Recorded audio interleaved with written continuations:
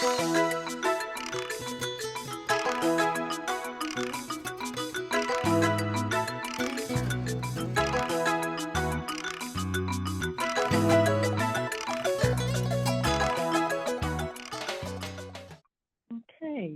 noting that it is 1 p.m. on January 31st, 2025, I'll call this special Board of Health meeting to order. And since it's a virtual meeting, the first thing we'll do is the board members will announce their presence. So Daryl Beardsley present. Steve Constantine present. Julie Dreyfus present. Diana Hook present. Rebecca Honeywell present. Okay. So we have 2 agenda items. I promised one. So let me do less than a minute on the avian flu alert. There were a number of questions that came in to the Board of Health about what to do about avian flu, questions about notifying people, for example, around Farm Pond, so that they can be on the lookout for any dead waterfowl, and then where we go from there. Checked with Mass VPH, and there are no official plans or programs for local boards of health to pursue at the moment. So we'll probably be working with Farm Pond Advisory Committee, maybe GPC, Concom, Animal Control Officer, that kind of thing, just to disseminate some information, and that's being worked on. So I just wanted you to know about that in case anyone approached you with questions, and we could talk about it more fully at the next meeting. Does anyone have any questions or comments you want to make now before we get to the main topic? Okay. Do we want this? I'm sorry, Daryl. Do we want to put the avian flu kind of update at our Wednesday meeting? I don't know if it's on the agenda right now. I had it as a tentative for Jean that depending on where it stood today, since when we made the agendas, both for today and for next week, I just didn't know where it would stand. So yeah, I think it would be good to have on again. Agreed. We can kind of just share the guidance. Yeah. It looks like Tom has a Very quick question, and you can move on. Has there been any reports of dead waterfowl, chickens, birds in town recently? I don't think that come to we've us. been made aware of. Yeah. That's fine. Thank you. I did contact the Board of Health animal inspector, who sometimes deals with suspected rabies infected animals, but the animal control officer in town also does that. So I'm waiting to hear back. Okay, then moving on, we will take the issue of Brush Hill Homes 40B. We're going to be reviewing the plans, newest plans that have come in, but mainly focusing on the waiver request. But Julie, I'll bring up the document that, I don't know if everyone got to see it. I sent it out early this morning, short notice, but we were squeezed for time. And I'm happy to capture comments and potential edits as we go along. And if you want to walk us through, Julie, that would be great. I think this is kind of my vision for today was going to be a working meeting with kind of an edit session as we were going through kind of drafting together a response to the waivers. There was an updated waiver posting of January 3rd. It kind of brought to light that there were a few specific issues that maybe we hadn't discussed as a board. And so I wanted to make sure we got to that. We have those highlighted, I believe in yellow.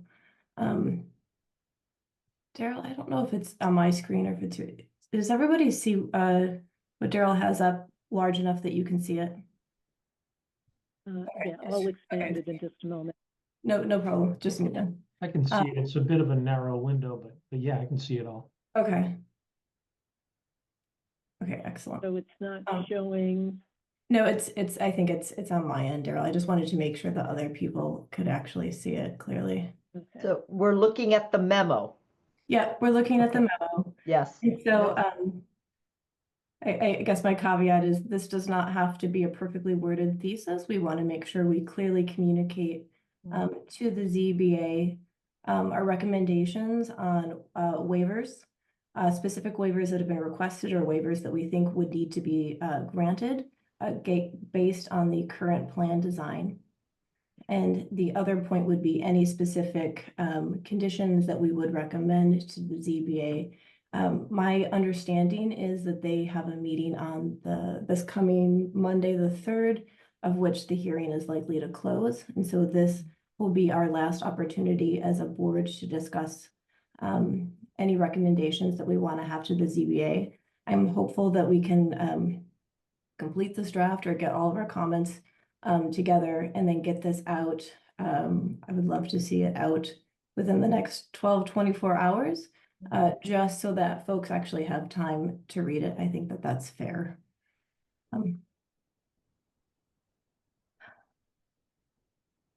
So I don't know, the waivers list was posted on the town website if you're looking for the direct source. For a number of the sections, there were not necessarily specific waivers called out. There were sections that were identified as not seeking a waiver to, but for the rest of them. And so we wanted to kind of go through section by section. Daryl, do you want to scroll down? Sorry.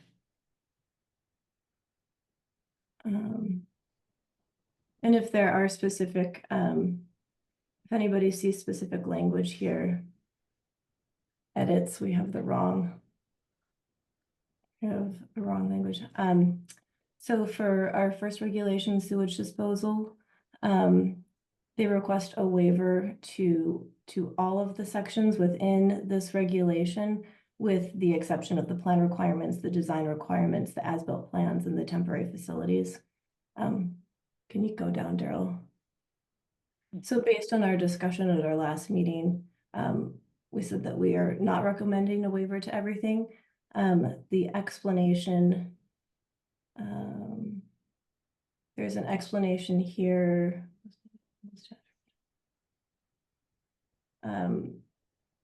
Yeah, we're acknowledging the trade-offs of waiving local requirements and in the face of providing affordable housing. Can you continue down, Daryl? Does anybody have any comments in there? I do. Yeah, go ahead. Can you explain to me why we're considering waivers to our regulations for new construction? Because that's a good, so I know you weren't here at the last meeting, Rebecca. This is one of the challenges that we were toying with, is inherently we believe that all of our regulations matter, right? And we'd like to see them all upheld. The reality is the way that the Chapter 40B is written is that it's intended to bypass many local regulations, aside from those related to health and safety, or to at least not to hinder projects, right? And so that is a significant weight, particularly on our zoning board of appeals, where they are having to weigh that pressure and having to make sure that they are maintaining health and safety. And so we were trying to capture this ambiguity that we feel, right? Because we recognize that it is unlikely that the ZBA feels that they are in a position to uphold all of our regulatory requirements, particularly around separation to groundwater in the bottom of a leaching field and naturally occurring soils. But we want to ensure, and we have the duty of maintaining Title V, the state standards, right? That is within our jurisdiction.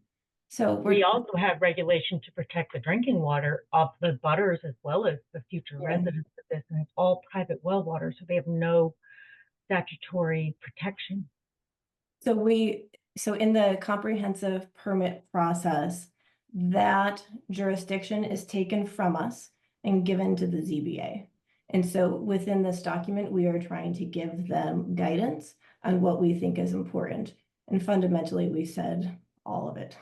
But why don't we? Yeah, we're gonna get to that. no, I totally understand that, and that's why they're turning to us, because we are, our regulations presumably are only written to protect health and safety, and for that reason, we should be sticking to them, and the developer knows that the regulations exist and should be designing the project to meet the regulations and not be requesting any waivers, because it's not only the future residents of this who will all have private water supplies, but it's the abutters who will also be at risk. And I think that we can just say, you need to design it to meet our regulations. So this is not a project that's going to contribute in a significant way to the town's need for affordable housing. We're talking about one dwelling, and we're increasing the total capacity, the total number of dwellings in the town by 75%. So of the project. So that means that it's it's not really significantly beneficial. So why would we endanger existing structures? That's my concern. Why don't we go through and break this down section by section, because that's how it's written and that's how the ZBA will review it. So we have a regulation 1, a regulation 2, a regulation 3, and then there's a comment particularly related to our appendix A. Does that work? I mean, I want to get into the nitty gritty is what I'm saying. Yeah, of course. Okay. Yes, and as, I don't know if you've had a chance to read this, Rebecca, but I read right some of in it here. Last night, and then I just got your this morning's message right before the meeting, so I've been looking it over. Okay, well, this pretty much this question right here in the middle, or this sentence rather, right here in the middle addresses what you're talking about. So we are trying to acknowledge that here. The thing is that affordable housing is going to have residents in it, and it's important that we protect their drinking water, because people in affordable housing might not have the wherewithal or the resources to protect their own interests. So I think it's even more imperative that we enforce our regulations to protect their drinking water. Okay, And I know that there's statutory, there's case right reports here of where 40B permits have been withdrawn by the state when a solitary abutter's drinking water was endangered. So I think we have legal standing. So, Rebecca, if there is language in this memo that you think should be changed, now is the time. So I'm saying, I hear what you're saying. We need to communicate to the ZBA. This is the moment to do it. So if you see language as it's written that you think it needs to be tweaked, or something needs to be added. Well, I would say that we should meet all of our regulations, not some. That's what I would do. And I would just remove all the potential with, areas where they're not meeting our regs. And, the experts that were hired by the abutters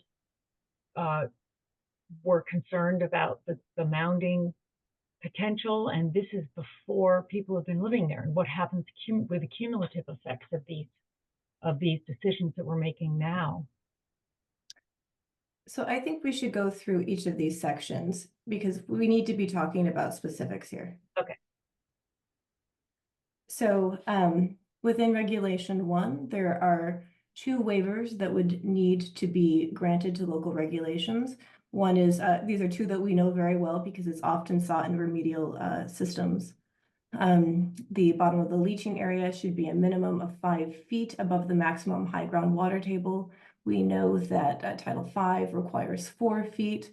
In our discussion, I know this is further down on the page, in our discussion on last week, was our last meeting? Last week, in our last meeting, we had a discussion about the groundwater mounding analysis and how to address that and what Title V directs us to do.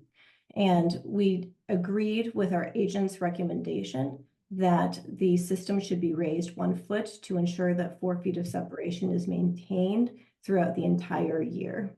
based on the mounding analysis that we saw, multiple mounding analyses. And so there, we do have language describing that to the ZBA in case they are unaware of that.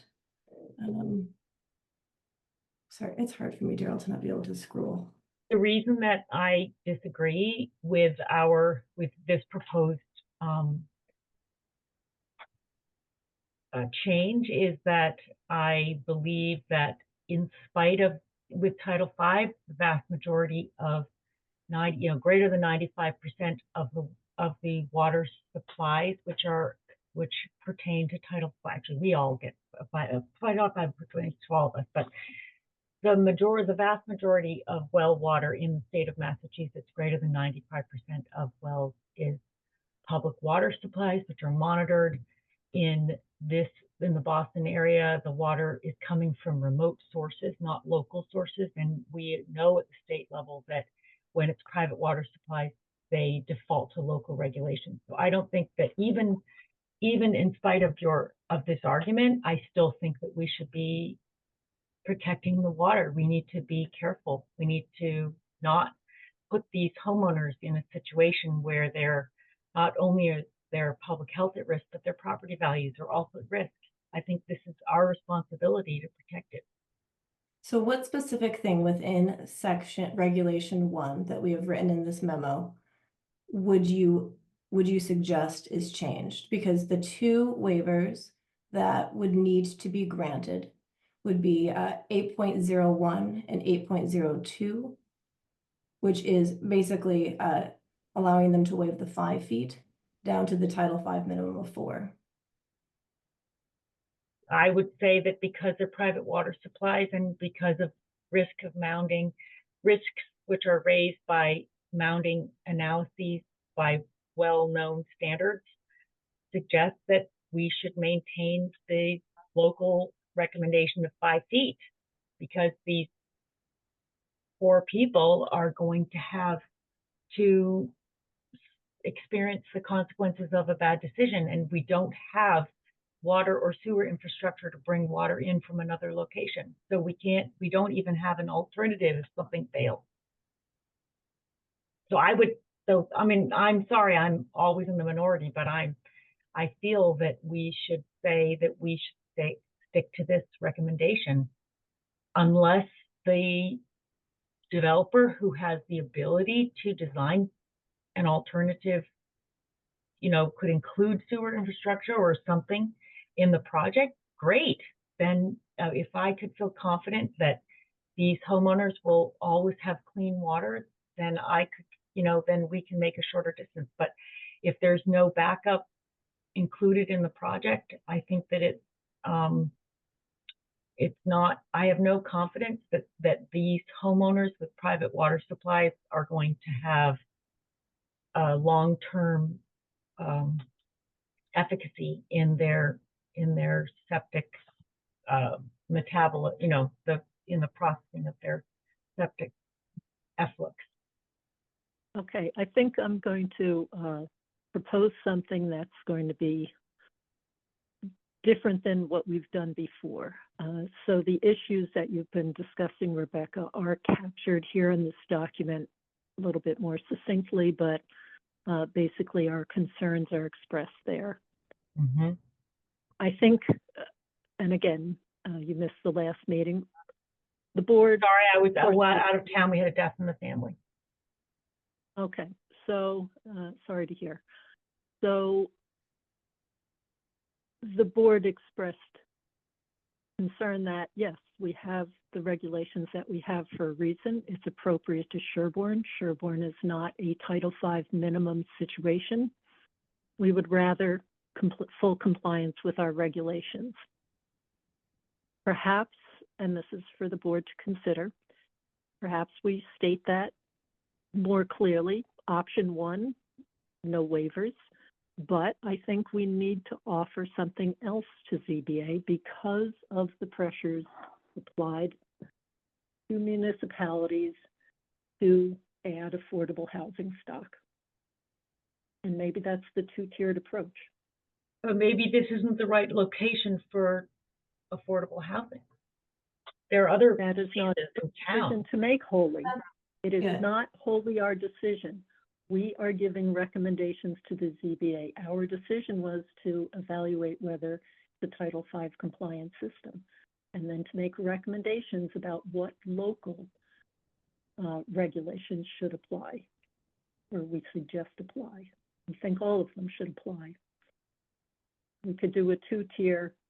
It gets across the concerns that the Board of Health has, but it also gives another option to ZBA and gives some guidance on that. I don't know what anyone else on the board thinks about that. I'll chime in, but I want to let Steve and Diana speak because I don't want to. I let you guys speak Well, first. I feel that at our last meeting, listening to our supplemental health agent as he walked us through his report, that the concern about mounding, I think, was really carefully addressed. And he noted that there was a difference between his mounding analysis and the other expert.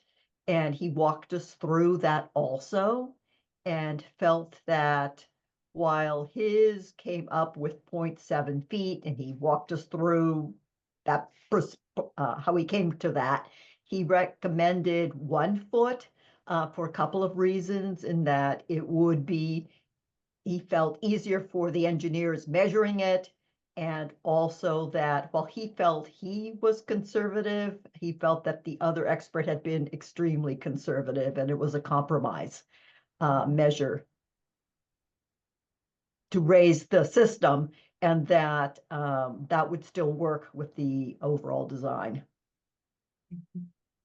And in fact, the developer agreed to do that and has in fact submitted revised plans with that change, that the system has been raised an additional foot and all of the necessary grading and adjustments have been made accordingly. And our supplemental agent has just taken a look at that and let us know that it looks good from his end, but we just got that. Go ahead, Steve. Yeah, I actually agree with Diana and her comments. It just from last week's meeting, it just seemed it was great to have a consulting agent there that could kind of walk us through what his thoughts were. Again, someone that doesn't have any skin in the game, and just to be able to walk through that. And I don't want to call it a compromise. I just want to say it's more logical. It seemed to make a lot of sense to okay, we got the 0.7, but we decided, yeah, let's do a foot just to kind of keep it simple for everyone involved. And again, you're never going to get perfection. If you wanted perfection, it's just not going to happen. But I think this is a good way to approach it, and I think we all agree to that. And I think it would be good counsel to the to ZBA to approach to present what Daryl had just said, that there's the two pieces to it. So yeah, I think we're fine with what we kind of hammered out at the last meeting. And I feel that the separation to groundwater was is well addressed by the adjustment that was made. The part that I see as deficient from our regulations is the quality of the treatment that will be or will not be achieved by the Title V bill that's required to be used. And there are reasons that it's required to be used, and they're valid reasons, but it does perform differently in terms of treatment. So that's the part that is not being met per our regulations. Mm-hmm. And we've put that in here. So the board agreed that maintaining 5 feet of separation between the bottom of a leaching field and naturally occurring soils is consistent with the health and safety standards applied to new construction in Sherborn. 5 feet of separation in native soils ensures a greater degree of septic effluent filtration and pathogen attenuation. The board also recognized, so we acknowledge why you do 5 feet, right? And we stand by that. But there's this but, right? Because this is a different situation under Chapter 40B. The board also recognized that development under Chapter 40B puts pressure on municipalities to compromise on local best practices while maintaining state minimum standards. And that is absolutely what I think we did do by asking the system to be raised 1 foot, in my view. I feel like that fully upholds the letter and intent of Title V.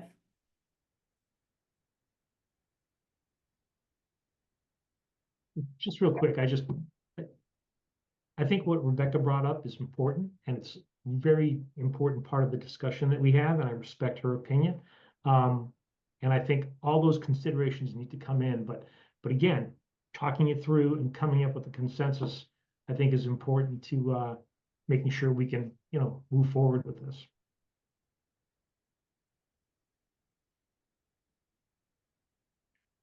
And there is no place that's been identified yet on the site where this system could go in and be compliant, fully compliant with our regulations because of the depth to groundwater at the site.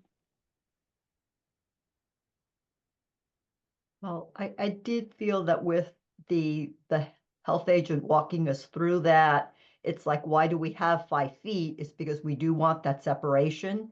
Because typically mounting analysis is not done, but we had mounting analysis from another expert, and so our agent also did it. And then when it came down to it, his calculations that he's standing behind is that the system should ideally be raised 0.7 feet to guarantee that, well, not guarantee, but to have that separation all year round. Mm-hmm.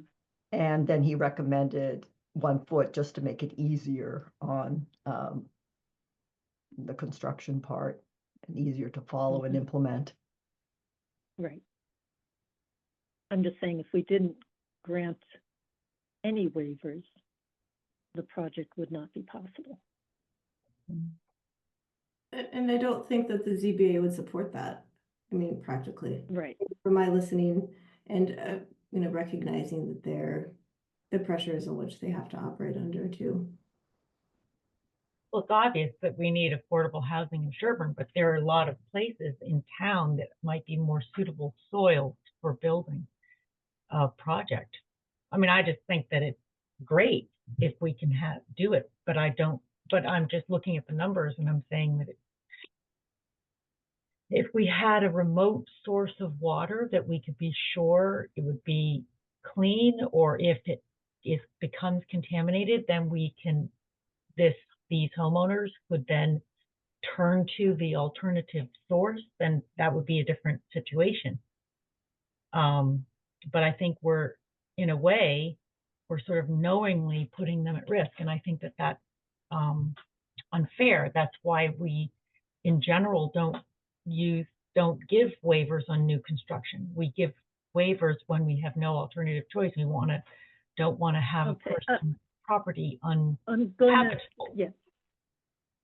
I'm really sorry to interrupt, but I'm hearing some of the same things. I think we've heard your view, and I hate to put pressure on this, but we have time constraints in people's availabilities. And so let's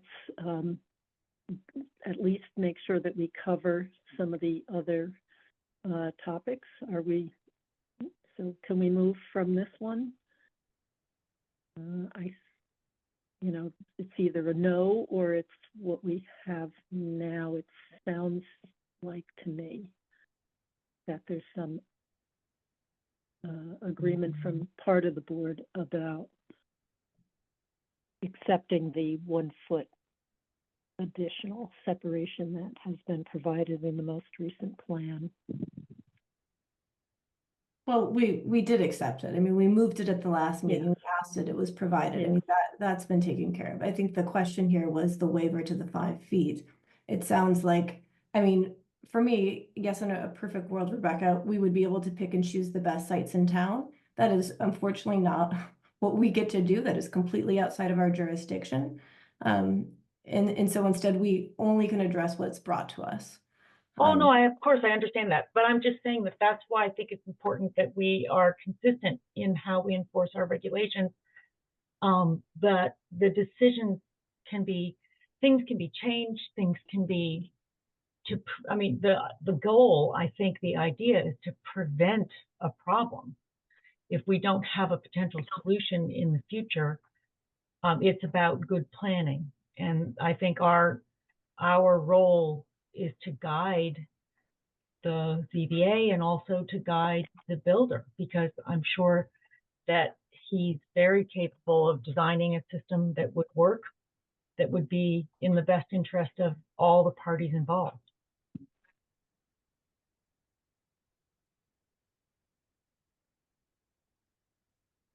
Okay, well, let's circle back to this if we need to. I'm just, maybe we'll have a little more time. But Do you want to continue down, Daryl? yes. Thank you.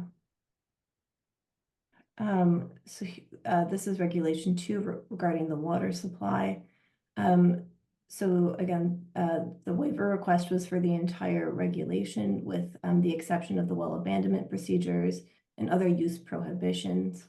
That means you can't use it for like a ground source heat pump or anything like that. Why don't we just let people take a minute to read this to see if there's language here that needs to be changed?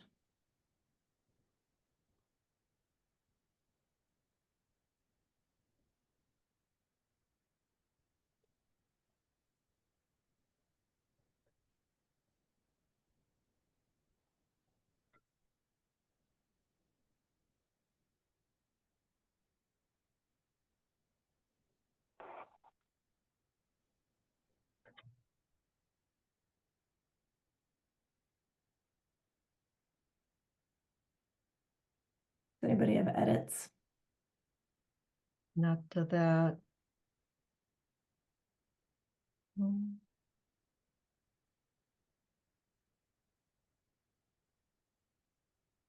Anybody have edits to what's on the screen before Daryl scrolls down?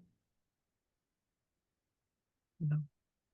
I'll be a broken record.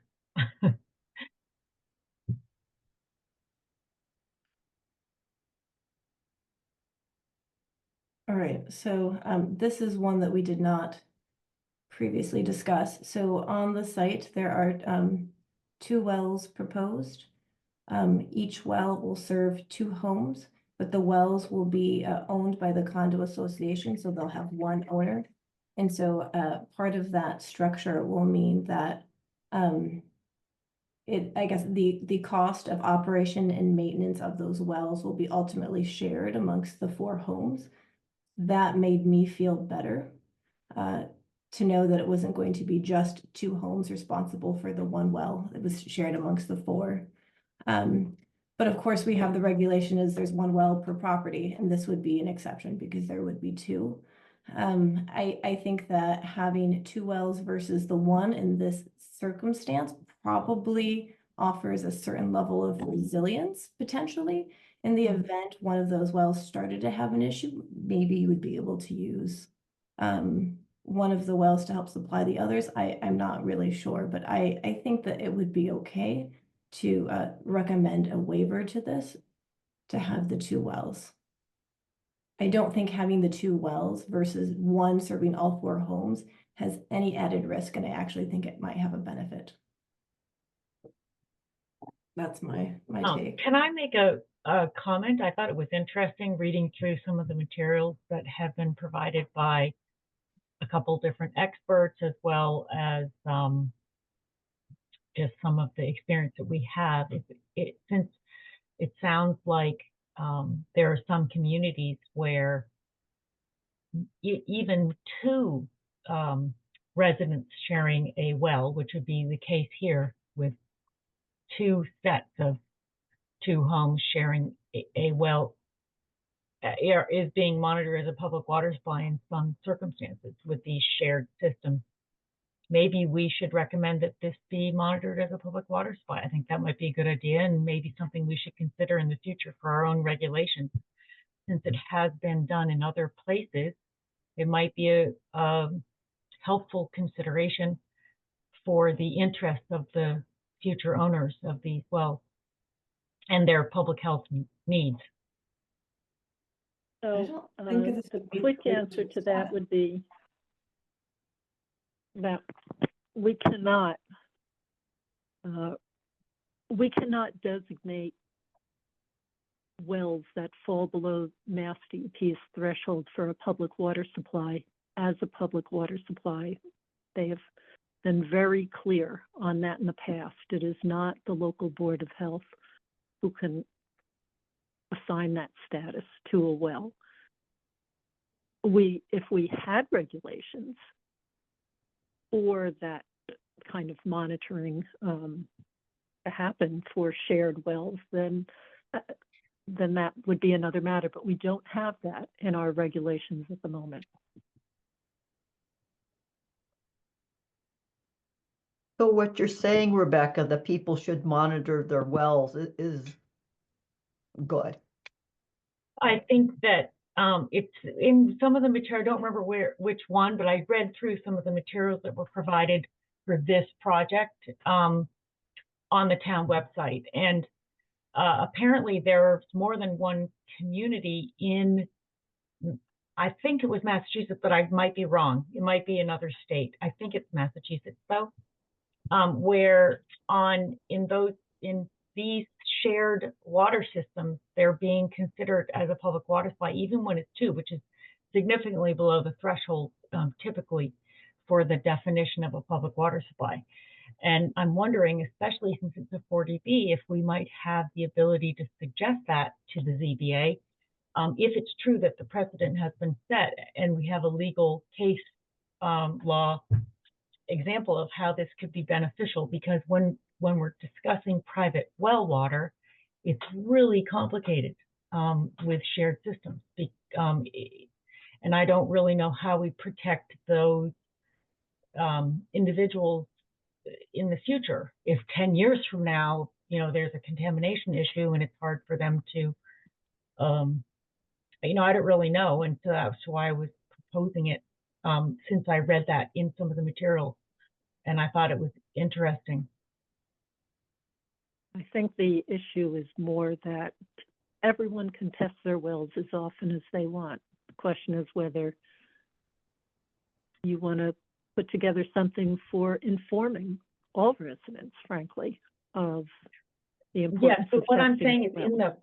in what I read in one of the documents, and I can't tell you exactly which one it was because I was reading them late at night, and they were saying that they had required that they be monitored, and I don't really know if it's being monitored as a public water supply. Then I imagine that's involving the DEP. So we'll have to look into that. Except DEP is very clear that they will not accept wells into their system of regulating and receiving reports about results from a system that they do not classify as a public water supply. So it might be an issue of the terminology that you're using. There may be towns that require annual monitoring of private wells, but we don't have that kind of regulation at the moment. Yes, I'm aware of that. That's why I thought that maybe we could propose it as a future consideration for us as a board to discuss in projects like this. We can certainly consider it in the future, but we don't have it right now. I understand. We can recommend it if the board chooses that the ZBA implement something like that, but we don't have a regulation to point to regarding Right, that's why I'm proposing that perhaps if it's true that there's been a precedent, that maybe that would be a way that we can protect these future homeowners, since it's private systems and they're shared systems, and it's a shared ownership model, which is also tricky from legal. It doesn't stop any individual residents, as say any one of the 4 on this property can test their water anytime independently. So I don't think it's a hindrance. I think testing is a good idea, certainly recommended for here, given that, this is not going to be, given the size of the septic system, and the conditions of the soils and the treatment. Be a good idea to monitor, at least for nitrogen, as an early sign of knowing whether there's any septic influence through the wells there. So that would be a reasonable thing for the future residents to do. Just the way it would be for every homeowner in town who has a Yes, well. exactly. It's actually in no way different. I think the difference here is particularly with the location of the wells, which I understand the structures might be changing location, and I'm not very clear if the wells will be changing location. But given that the individual home will not have control over what's happening immediately around the wellhead, things like land use practices come to mind as perhaps a recommendation, making sure that there's not excess fertilizers put on the lawn. I personally would prefer there to be no fertilizers put on the lawn, or only easily degradable like organic fertilizer. But aside from that, each individual homeowner, just the way it exists in the rest of town with single family homes, can choose to test their water at whatever frequency they want. And then it would also be the onus of those individual homeowners to treat their water within their home, right? This water treatment doesn't happen at the wellhead, it happens within the structure, within the house. This would only ensure that if there was an issue with a well, that a new well needed to be dug, the condo association would then jointly share that, is my understanding. And I think that is a level of resilience that I really like. That leads to the question I had with what's written under our recommendations about an irrigation well should not be permitted on this site. If we're only approving 2 wells, or is this so that we're approving 2 wells, but we're saying that one of them can't supply 4 homes and the other one do the lawn? Yes. Okay. I had a question on, and maybe it's just me and the terms we're using. So we're saying no well shall be used to supply more than 1 dwelling. So is dwelling considered the 2 homes that are a unit? Because it's 4 homes, right? So Yes. so one well to 1 dwelling, but that's not the case here, which is why a waiver needs to be granted. So, Does that make sense? so 2 wells. They are the exception, and therefore they need permission to be the exception. Does that? Okay, yeah, no, I got it now. Is that, and so I would be in favor of recommending this waiver be granted. And I know you have on here, we have on here semi-public status. For our regulations, Yeah. 1 well used by more than 1 dwelling is a semi-public water supply. We don't really have any,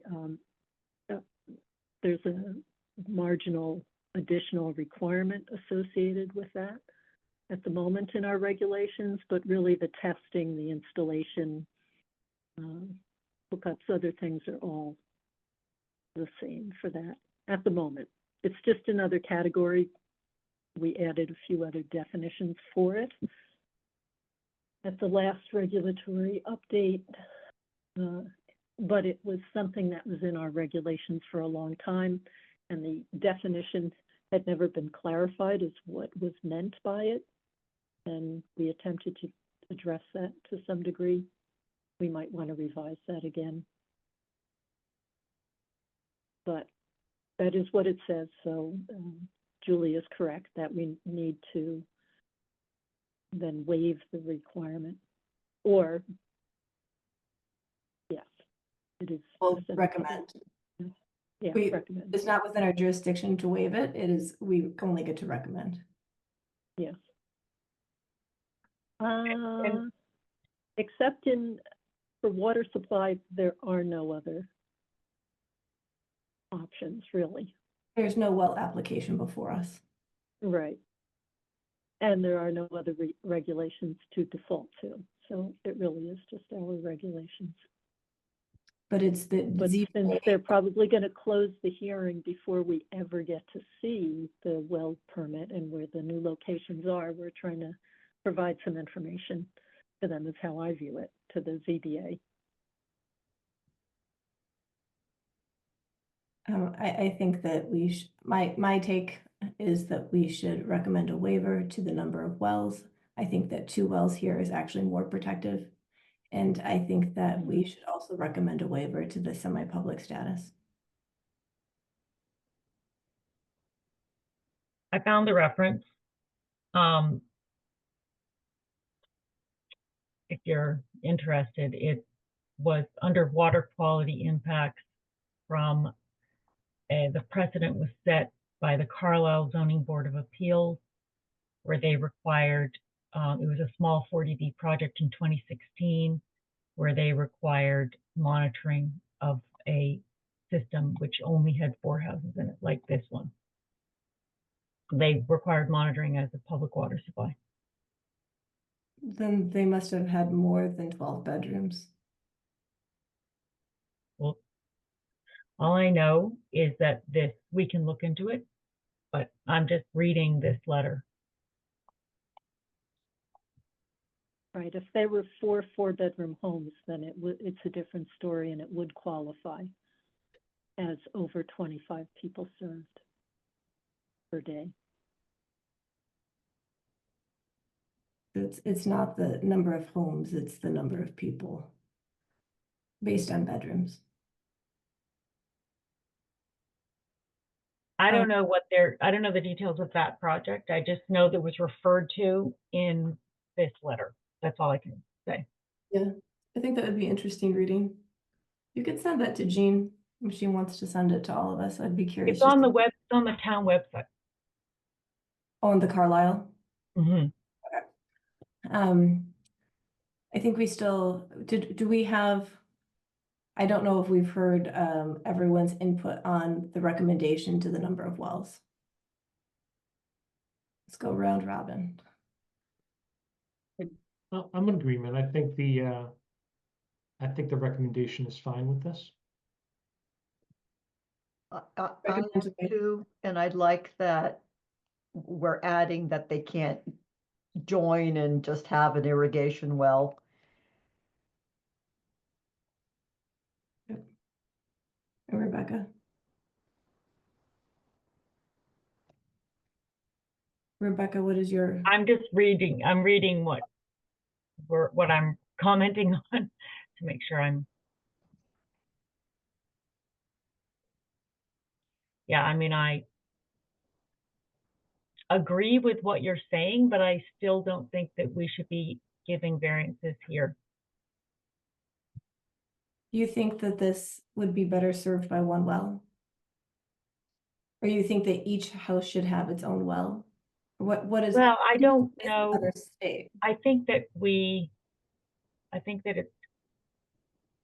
yes, it adds more resilience and it's more protective having 2 dwellings per well. I just don't know how to protect the interests going forward of those homeowners. And I agree that irrigation wells should not be allowed. So. Okay, I think the protection is not so much different here on an environmental front.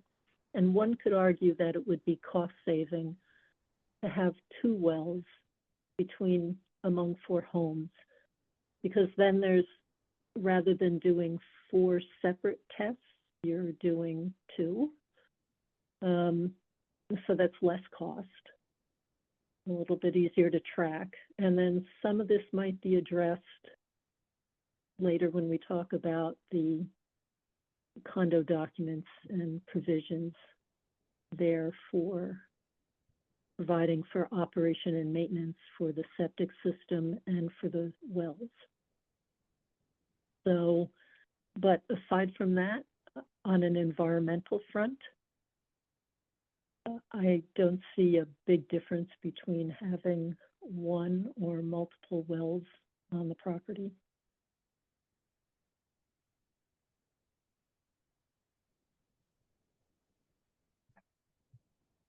Not changing the quality of the water by virtue of the number of wells.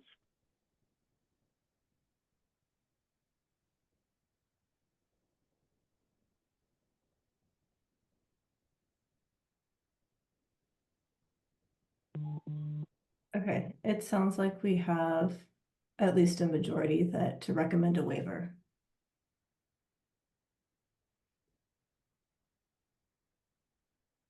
Okay, and we can come back, you know, we'll do a final pass at the end to take formal votes, I guess. All right. So moving on to regulation 3, which in this case particularly pertains to the EHIR. And I know what our last was it. I'm losing track of time. Daryl, I think we explained at our last meeting, or I'm just losing. We've talked about the this current regulation calling out specifically 40B developments as requiring an EHIR. And I think we had a discussion around that. And my opinion is that whether or not a development is affordable or not affordable has nothing to do with the environmental health impacts. It has to do with the density of development, and that this regulation should not apply as it is written. And I think we should update that in the future on our to-do list. Yes, no, I agree with that.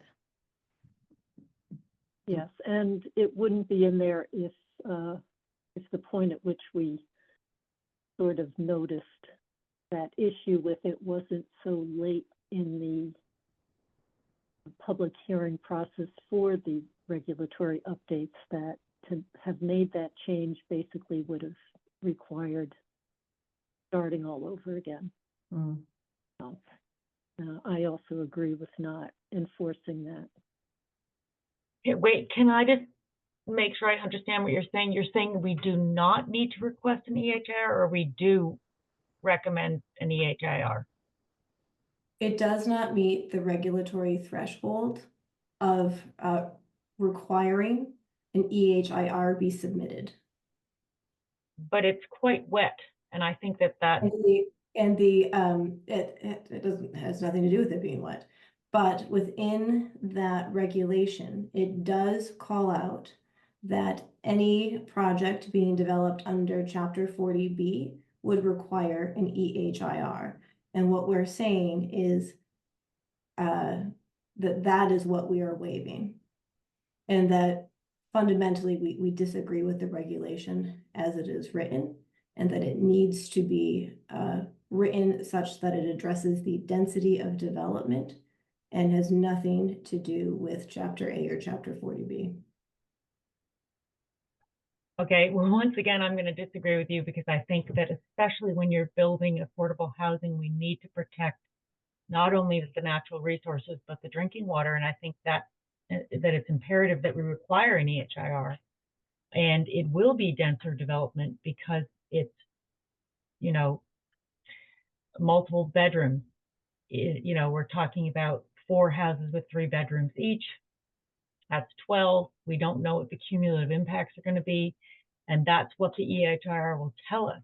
It allows us to make an educated decision about what would be a good idea for the project. You know, that using an EHIR allows the builder and the home, and if the homeowners are involved with the project, it allows them to design a project that is appropriate for a parcel of land. And So, we're talking about public health. So it's with that information that we can protect public health.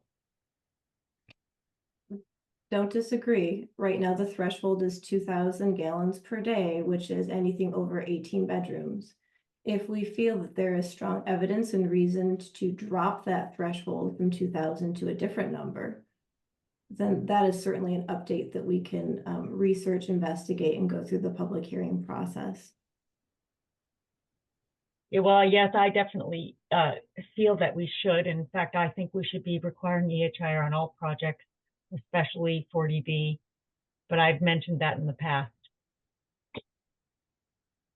But you're singling out Except- affordable housing projects is different. No, I'm not. I'm saying that this is because it's a 40B. We're talking about affordable housing. We're talking about a vulnerable population, and we also know that this land is very wet, and it's in those wetter areas that the septic effluent is not well metabolized, and that the risks of spreading through the aquifer and the overburden and the, it's just that there are just many risks associated with these type of lands, and we need to not underestimate those risks, and we shouldn't be compromising public health in order to build a project that maybe could be designed to meet the requirements. And it's with an EHIR that you can make a design that is smart and protected. Without that information, we might make a mistake, and the point is to prevent mistakes.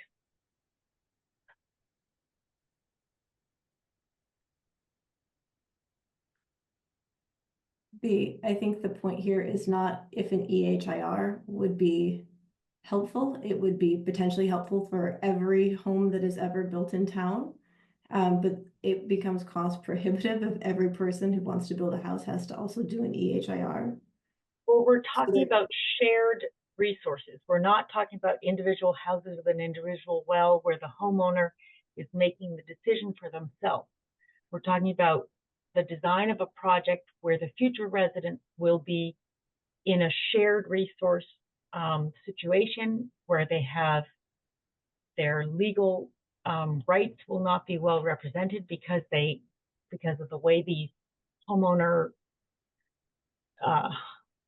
situations are. It's very complicated, and it's really potentially asking for trouble. So I think that we should, as a Board of Health, recommend that the EHR be required, even though this is below the threshold, in order to protect the future residents and in order to make sure that the project is designed well in order to protect public health. Our job is to protect public health. So I think that we should be recommending it in this particular project because of the characteristics that we know are familiar, that we are aware of for this project. I'm sorry, I keep saying the same thing over. That's my feeling. Yes, yes. I would say that the idea, I'm sorry, I've just forgotten terminology that used, but if you feel that way, this goes back to the point that Julie raised a moment ago, is that if we've set a threshold of 2,000 gallons per day of septic effluent as one of the triggers for an EHIR, and I would say a key trigger, then you shouldn't look at this as a 40B project, or you shouldn't discriminate then against subdivisions that fall below that threshold just because they're not 40Bs. Well, no, I don't think it's a discrimination. Yeah, sorry. I don't think that the classification should be a driver. It should be the physical characteristics of a project that drive when an EHIR comes into play. And there could be more things than just the gallonage that determines that, but we need to work on that and how we incorporate that into a regulation. Yes, and I have done some research on what is done elsewhere, and there are some other models out there that we could consider, but it is not in our regulations right now. As frustrating as that may be, it is not there. And this is not a simple thing to do. And, you know, we've tried to be progressive in town in terms of environmental protection, but it's unfortunately the onus is on us to come up with ways to control it rather than, so people know what they're entering into and what the rules are and parameters to follow. That's the way it goes. So, so as you know, this is why I agree with arguing that this is more important just because it is a 40B. I think it's important with all shared, when there's shared resources. So any project that has shared wells. But what about it being shared changes the impact to the environment? It changes the impact to public health, because if one resident is responsible for a problem that the wells have, the person sharing the well can't protect their own decision. I mean, they can't protect their public health, and we're talking about public health. The environment matters, and it's the environment that makes it imperative that we protect public health. And using the information we know about the environment, we should be designing the system to protect public health. And when people's legal authority is limited, and when the DEP can't intervene to protect individual needs, our board carries the jurisdiction. But so this is the reason that I think and that I propose that we add, and I didn't think of it until after we had already gone way down the road, which is why I wrote it as a citizen's petition, but it was rejected, as you know.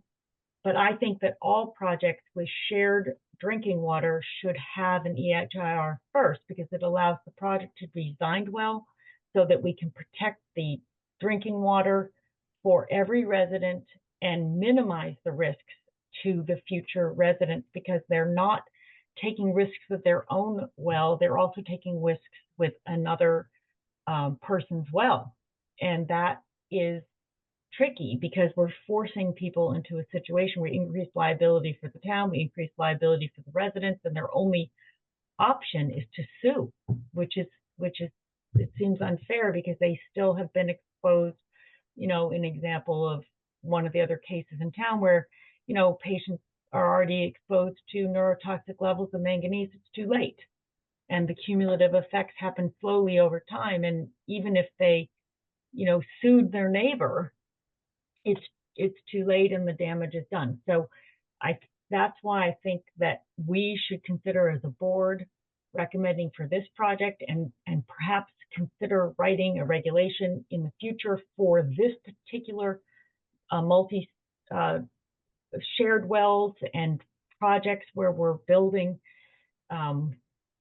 homes with shared resources, that we need to be extra cautious about not only protecting the drinking water, but also protecting the legal rights of the homeowners who have limited and complicated, the details are going to differ from situation to situation, but this is an example of where we can put a protective policy into place that will just make it as effective as possible under the circumstances.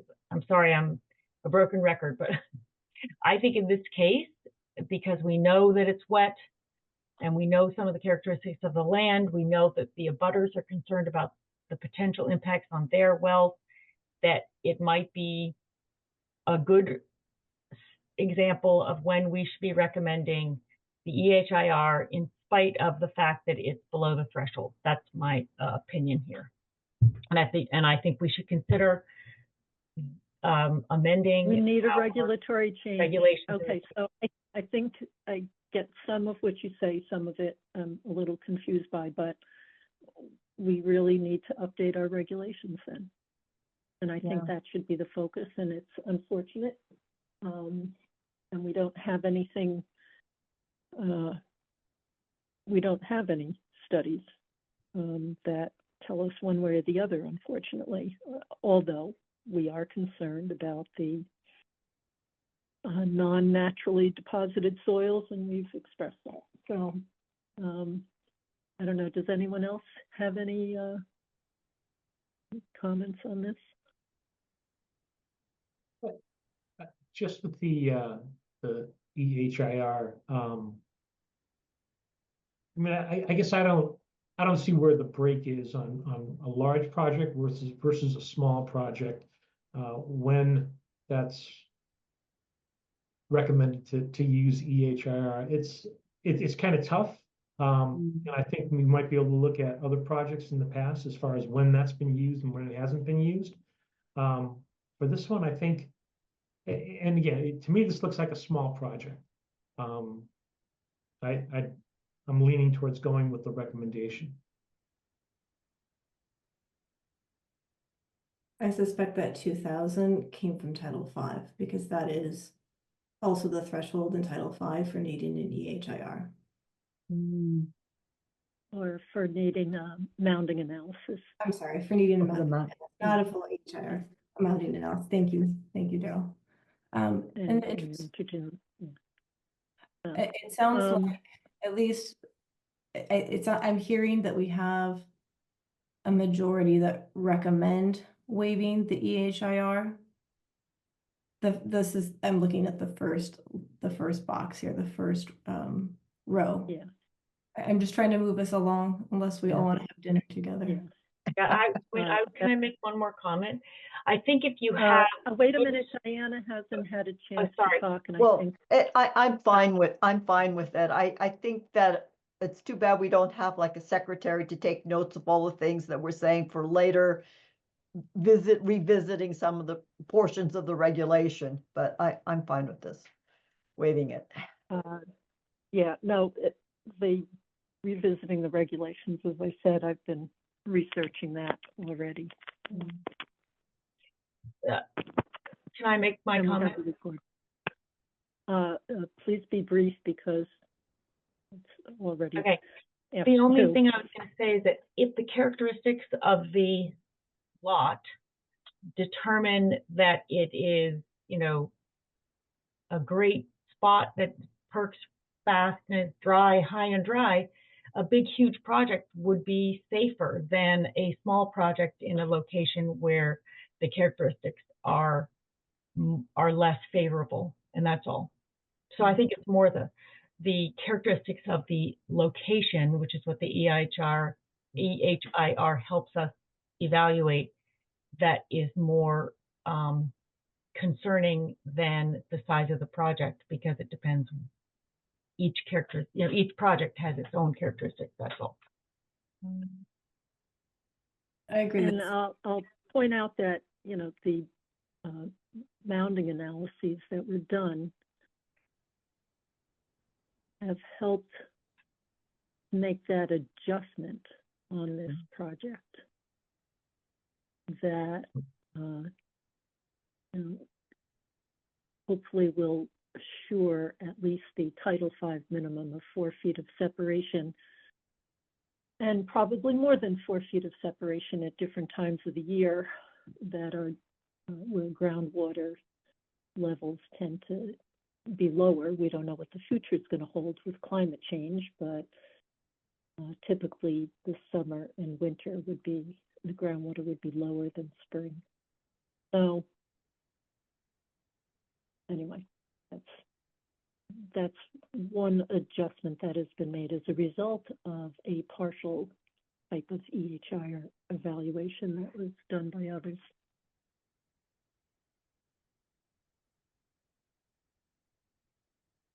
Should we move down to 7.0? Yep.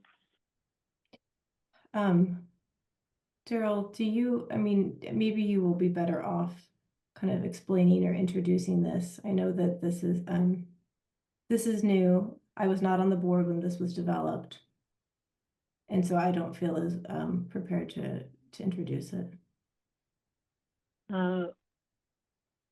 We have not done a lot on the semi-public, so that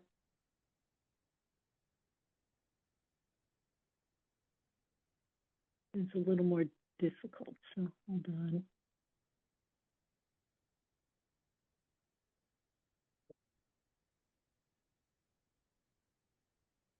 I have to stop sharing for a moment. Pull up another document for myself.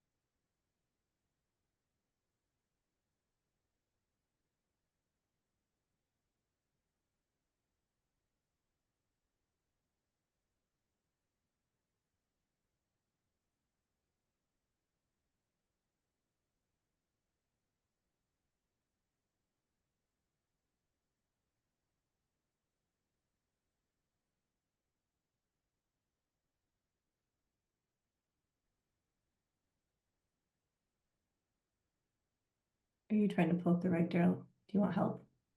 Yeah, it's sorry, there's a lot of documents to wade through. Yeah, Getting there. I have it printed with me, but I don't have it in the digital form. Let me see. Yeah, no, I have a copy. Okay.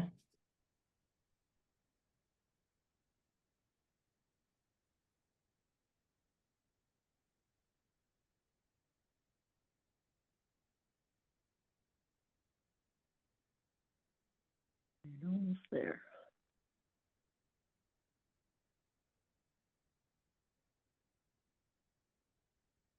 When Daryl pulls that up, to the rest of us want to just quickly discuss 10.0 bedrock disruption. This is where, so the site is one, and none of the witness deep hole observations have they found shallow ledge, which is encouraging. And yeah, and they're actually not really, it will be net rock fill in versus earth removal. And so I think the likelihood of there being bedrock disruption of over 10 cubic yards is extremely low for this site. But my personal instinct is to say not to waive this. I don't think it will ultimately apply to this project. But if it is not waived, and if for some reason they did have to disturb over 10 cubic yards, they would have to not use blasting agents and then also notify butters. And I think that's reasonable. No, I agree with that. Plus, didn't some of the homes not have basements? So the likelihood, the plan as is, it wouldn't be needed. Does anybody feel differently than to not recommend a waiver? So we're saying that we believe it should stand. Yeah. Any disagreement, Steve or Rebecca?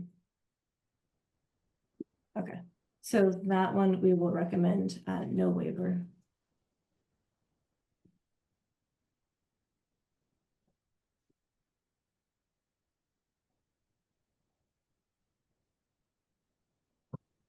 Good, we check that one off.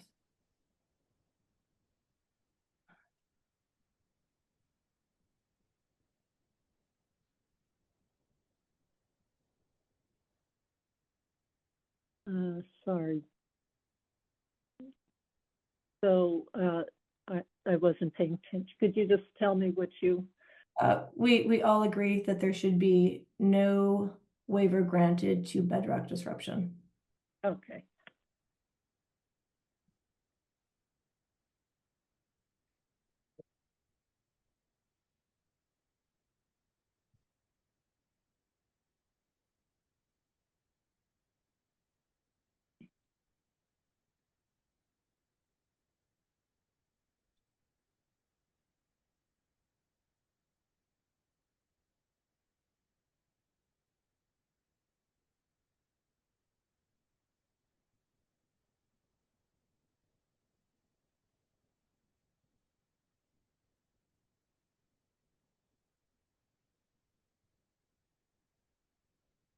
Sorry, I'm so slow. I opened the wrong document in the end.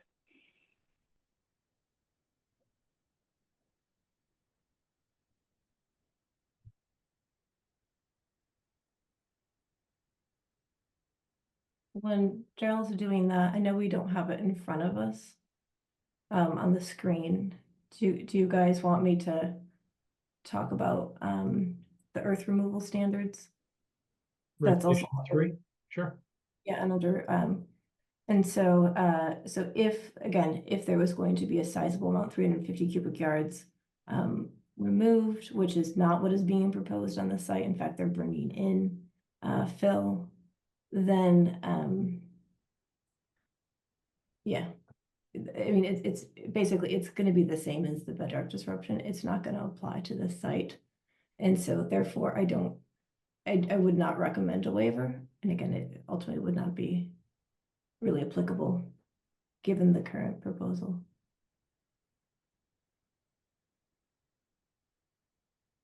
Does anybody disagree with not recommending a waiver to that one? No, I agree. Yeah, no waiver needed and no waiver granted. Okay, I'm of the same opinion. okay. Rebecca, does that work for you too? Yeah, well, yeah, I don't think we should allow any waivers. Or we're saying no waiver recommended for 13.0. Oh, good. That got us through regulation 3. And I'll give Daryl a minute, so that way that's the last one we have to check off for 7. Or I can keep Why going. I'm having such trouble finding this. Do you want me to share my screen and just continue on the last section is actually Appendix A in terms of yeah, I could share that. I'll go back. I was trying to let you work without pressure. No, I'm not sure why I'm not finding that section that I was looking for. Anyway.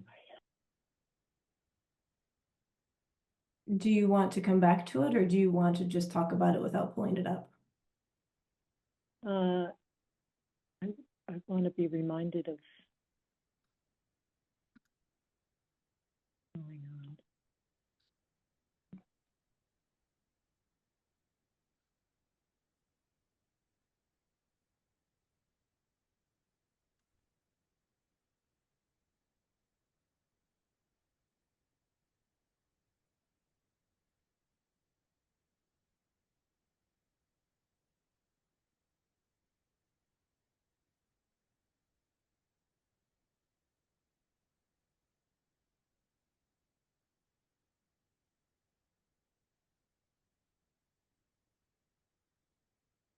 We've discussed 13.0 and we agreed no waiver recommended.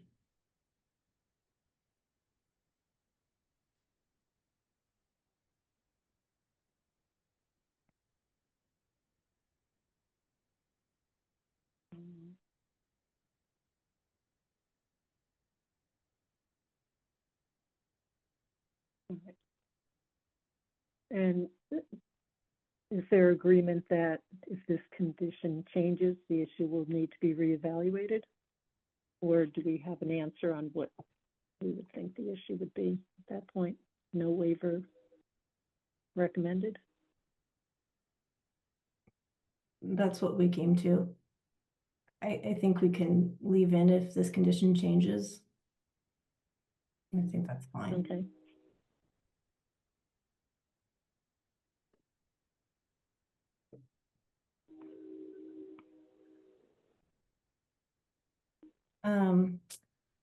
And this just reminded me of the thing I meant to do that I didn't do because I forgot.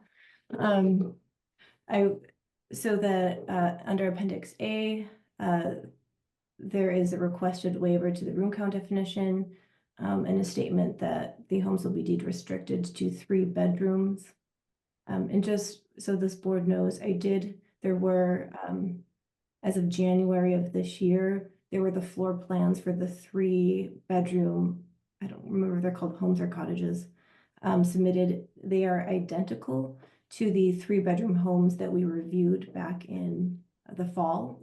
At which point we did not see any issues with the floor plans for those 3-bedroom homes. So I would say we have effectively reviewed them. And there was nothing concerning.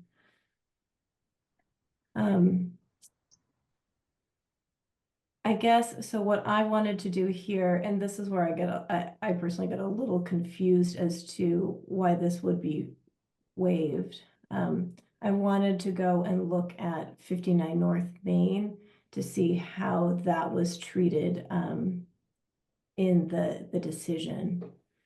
I believe that those homes were deed restricted to 3 beds. And there's explicit language about not finishing off loft space. There is no loft space or any potential conversion of space on the second floor of the proposed design. Again, as Diana pointed out, at least as currently proposed, 2 of the homes will be on slab. Even though we know it's possible that the location of the homes will change, and that may or may not change whether or not there are basements. There is no 3rd floor space being proposed.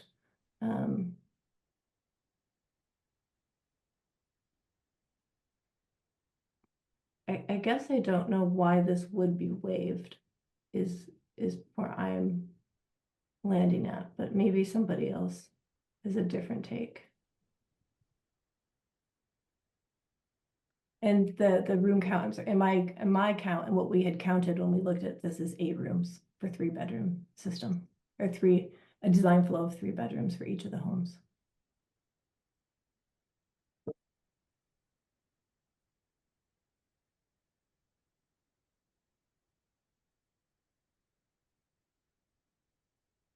So since the changing location may affect whether it be anything from all 4 homes would have slab or no homes would have slab. And then that begs the question of, there's a basement, what do the basements look like? Because there is some slope there, so there's potential for walkouts,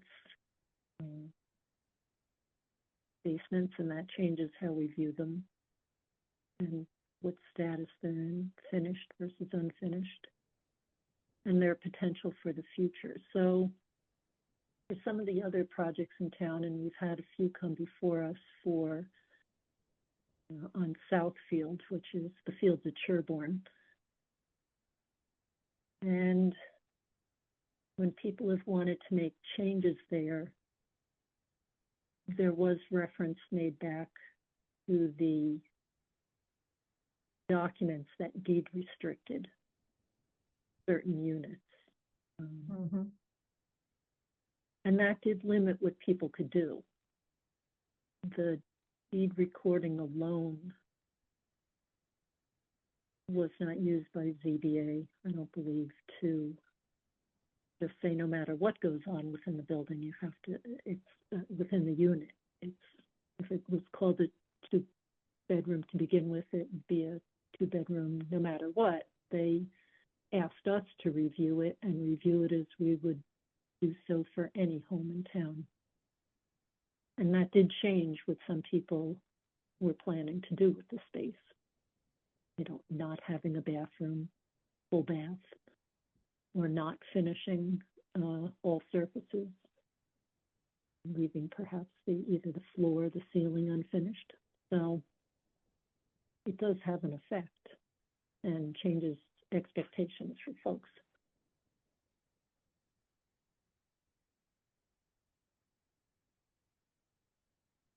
Daryl, what is your take then on the recommendation? I would say that we would not grant a waiver for the room count definition for how we've treated things before, because this becomes an issue that's at the core of Title V, which is the metric used for how to size a system according to bedrooms. And there's certainly been arguments about how any individual home might be used at any particular time could be very different than having 2 people in every bedroom in the home. However, that is the metric that is used by Title V. And I think that's what makes it critical to not change this. And we do have options for deed restrictions in the future if it was a room in the basement that did not have egress to the outside, or it didn't have, the whole, even if it didn't have a door, but if it has reasonably sized windows, that may not, we typically have not counted those as a deed restricted room. And if there was a full bathroom, we wouldn't do that either. So, but there are ways that people may be able to do something, but we have not changed that approach for other comparable projects.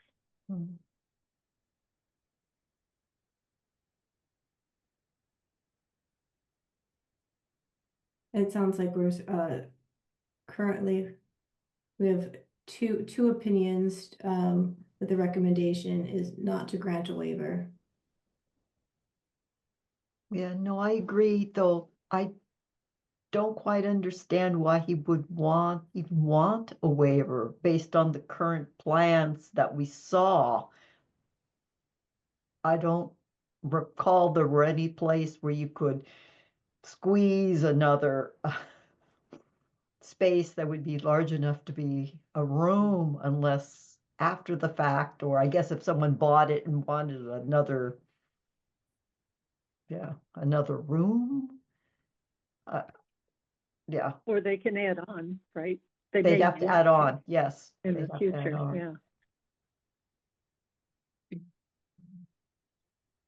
I just looked at 59 North Main, and those are actually 2 bedrooms. And I remember some discussions way back, because there's a loft area there that some people wanted to make changes to those. So I'm not sure if, again, I haven't looked. Oh, yeah, Right, and they were you're deed, right on that. and were they deed restricted? Well, that's what I'm not sure of. Is it deed restricted on 59 North Main? And That's what I wanted. Yeah, it's deed Didn't we restricted, and have it's a case where EA. someone wanted to finish their basement at 59 North Main? I think that's what it was, right? That was at Southfield, and that's, Okay, so okay. that's a different scenario there. So looking at this property, I wasn't sure if there was any loft space or any basement space that could be used to expand beyond the 3-bedroom for each unit. So I can bring up the floor plans if we want to see it, but there wasn't. There are 3 There wasn't? bedrooms. Okay. There was no loft space. There's kind of the tiniest of space, it appears, kind of near the stairwell, where you could potentially put a chair or a desk or something, but it would not be a room. It could not be a room. It doesn't have the square footage. Yeah. And it's exposed? And it's completely open. Yeah, it's like, I mean, more or less a landing. Okay. Right, and it really comes down to whether or not there are basements and what they look like.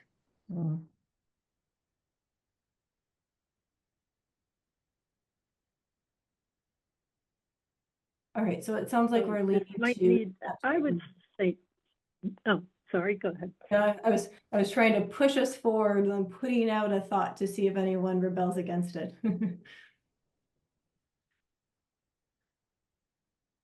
I mean, if anyone thinks that we should recommend that this waiver be granted, I would be very welcome to hearing that perspective.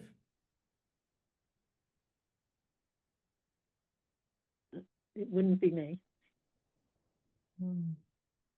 Rebecca, what do you think? Right now, we're recommending no waiver for this. Do you feel it should be different?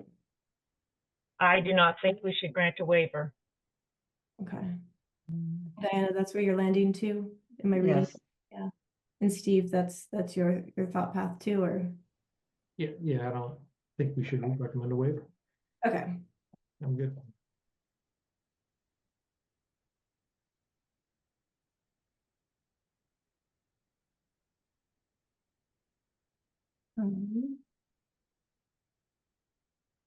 Okay, Do so we- that brings us. Do we need to specify, only 3 bedrooms per unit?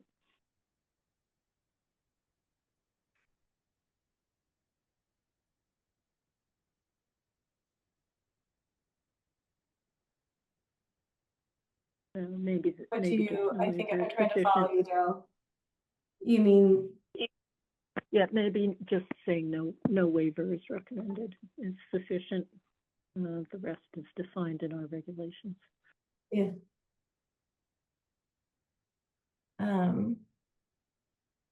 So that kind of concludes all of the sections that were either waivers were requested or we identified waivers that would be needed. Then this kind of comes down to any other recommendations that we have to the ZBA or specific conditions that we would encourage them to make. The first one is based on the feedback we got from our supplemental health agent, Mark, which is basically when the master deed for the condo association is put together, that will include operation and maintenance and the fiscal mechanisms for the operation, maintenance, and replacement of the shared systems, the commonly held systems.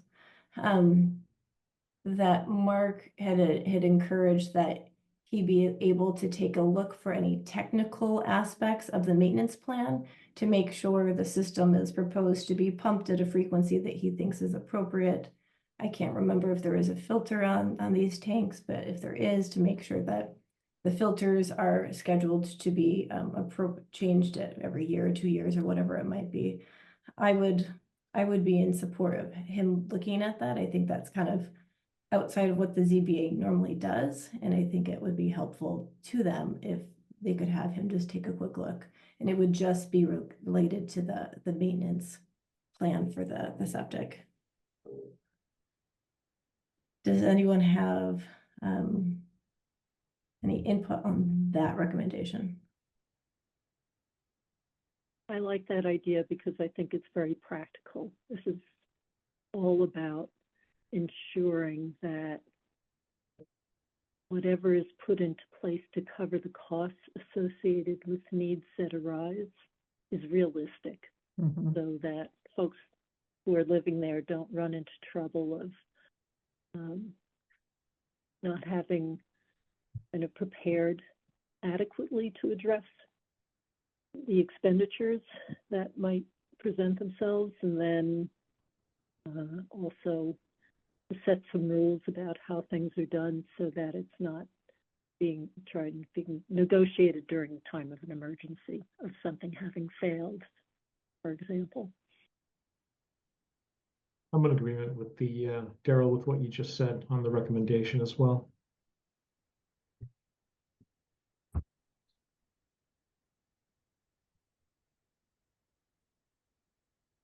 All right. It Do sounds we like want to say supplemental health agent, or do we want to just say health agent or authorized town,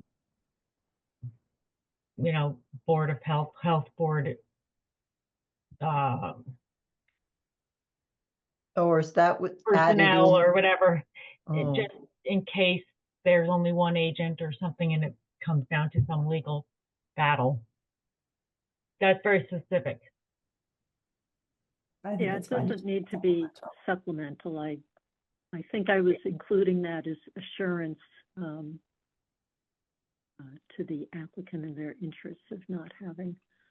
Or it gets a supplemental or primary or something like Any that, agent. primary or supplemental health agent. We can just leave it as health agent. I mean, they're an agent of Yeah. the board. I think that covers it. Yeah. And then we didn't finish getting the rest of this quite written. But one of the things that Mark had discussed is again, given the I think Mark had identified, oh my gosh, I'm trying to remember now, I don't have it in front of me. I know that the wells are at least 75 feet apart.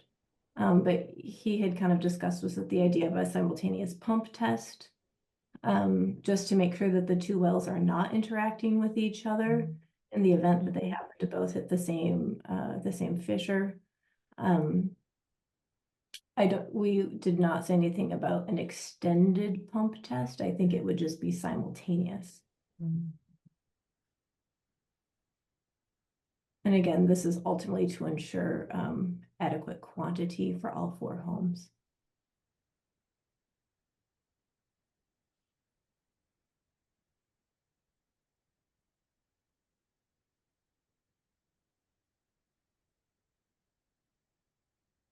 And that would be a condition set by the ZBA.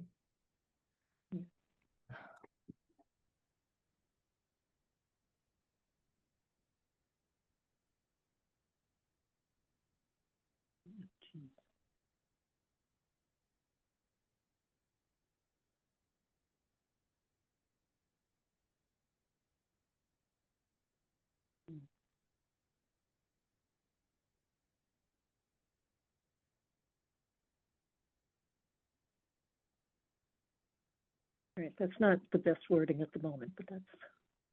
general gist. Just, yeah, but I think, are we?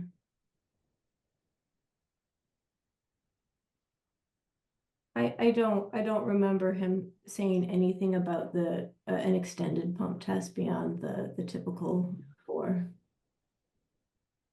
I mean, it's not uncommon for people to pump a little bit longer. I think to detect an interaction might take more than 4 hours. I mean, it depends. If there's a direct connection, you'd see it right away. If there's a, 50% of what you're drawing could come from a particular fracture, could go out one well or the other, then that gets a little trickier and might take more pumping.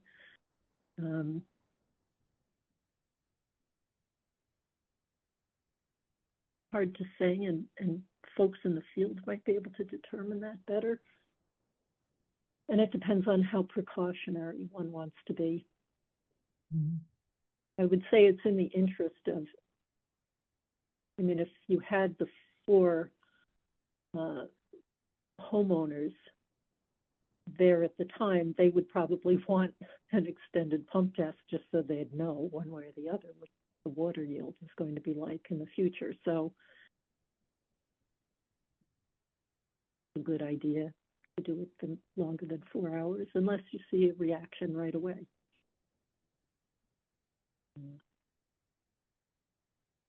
So Daryl, would we then? But I don't know what the number would be for this situation, and we don't really know what the situation is yet for the well layout. I mean, if they were able to separate them farther, would that change our opinion? Tough call. Depends on how far. I guess then leave it kind of, I would leave it a little more open and perhaps suggest that there could be value in pumping, a little longer than the 4. Yeah. But I don't think we need to specify a number. Okay.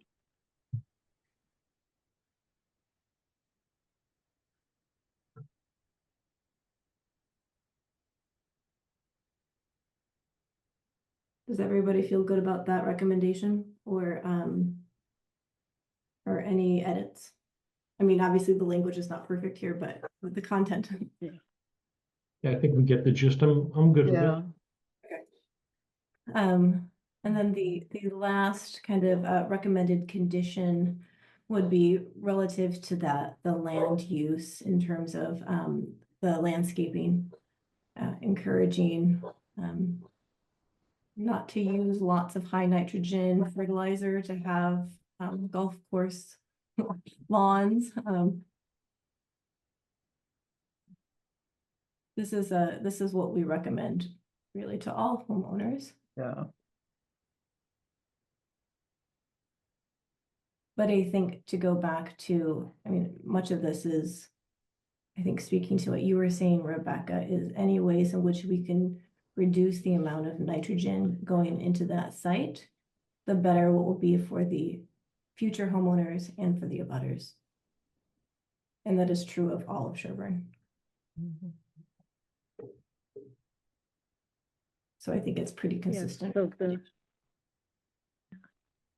the nitrogen is an issue across town, and phosphorus is important in particular for stormwater management within the town, given that we're a regulated community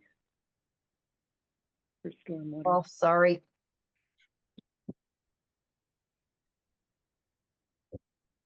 And I like the minimal use of de-icing chemicals, particularly if the well stays that less than 20 feet or more than 5 feet from the driveway. I would definitely encourage not using lots of de-icing chemicals. Oh, I think that's good. actually, I would like to recommend that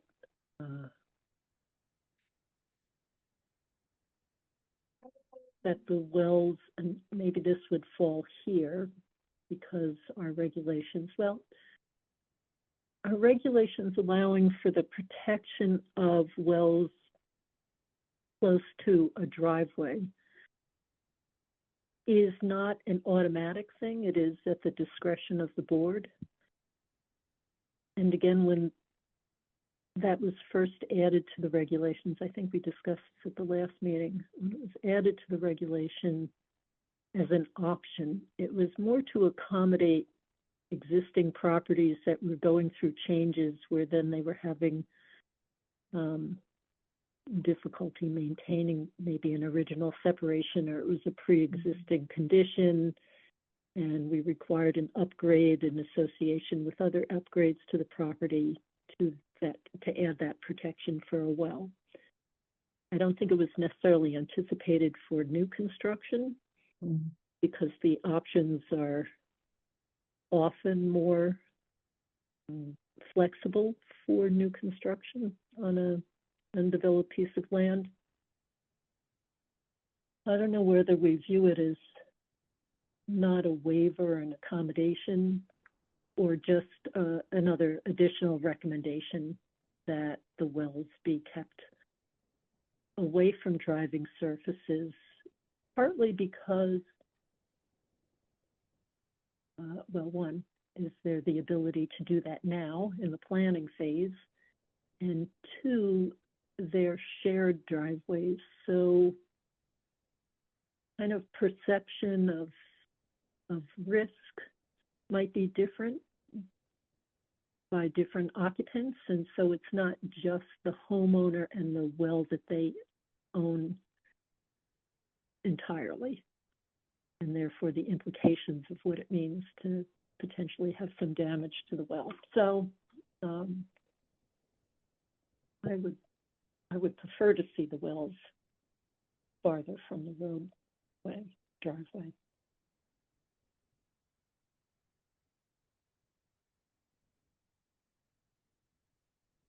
Can we recommend it as a best practice then, Daryl? Maybe not as, they'll Yeah. decide what they want to do. Yeah. But if we put in there as a recommended back practice to maintain that 20 feet.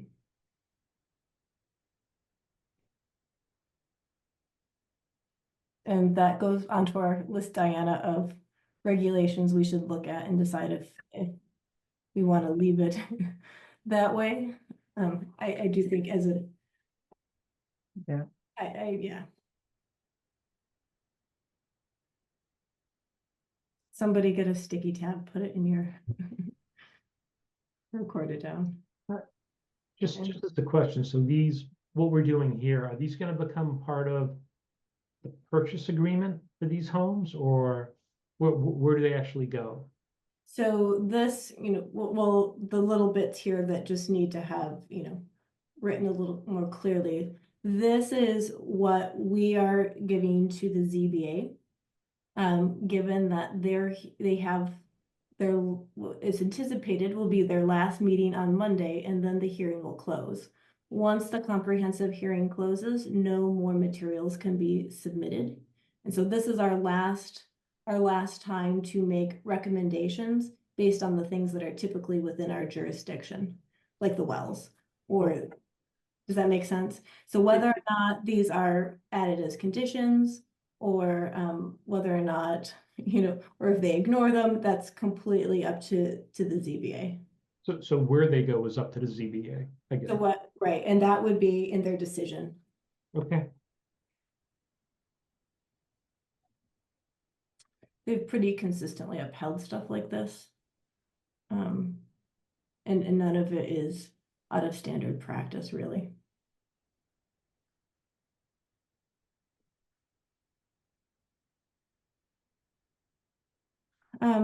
The only thing, Daryl, we didn't, yeah, there you go. Yeah, Right, what do you want to Oh. do? yes, I think I should be able to. Did you think I want know the where actual that is now. regulation? No, now that I've read it more closely, I was misreading it. So I was looking Yeah. for the wrong thing initially. All right, so I think, let me see if I can get back on track. Okay.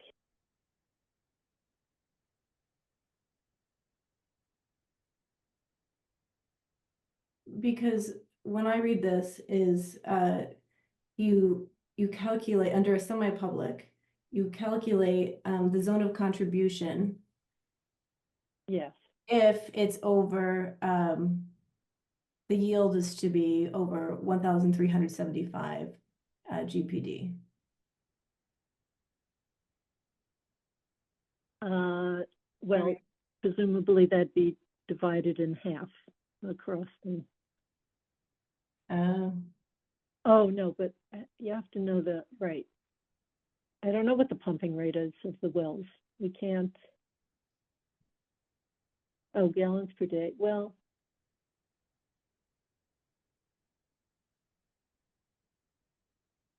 Yeah, the pump rate. yeah. Um, I think that this is Mhm. illustrating, this is another area that we need to look at because it's a little squishy. No, it's actually not, and the radius doesn't come out to be radically different. For smaller wells, it's not, frankly,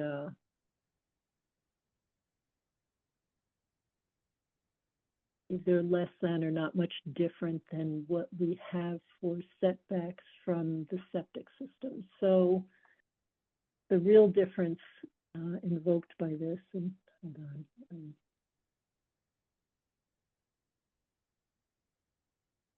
It's really as you scale up, right? And so each of these wells Yes, is, it's more an issue as you scale up, but it's also, you know,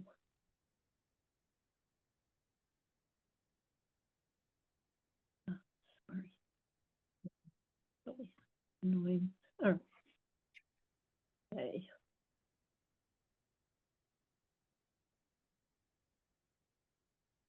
It's a little bigger.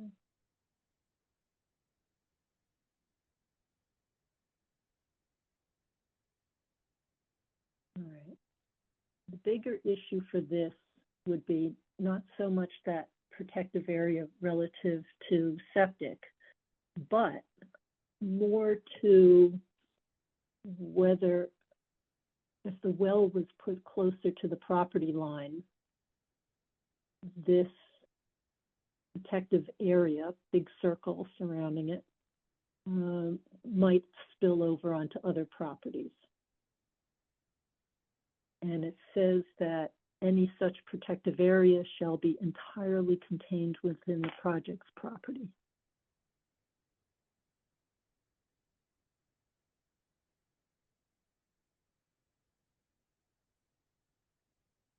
Now, if we look at a corollary with the public water supply wells and the zone ones that have this kind of similar thing, any such protective area shall be entirely contained within the project's property.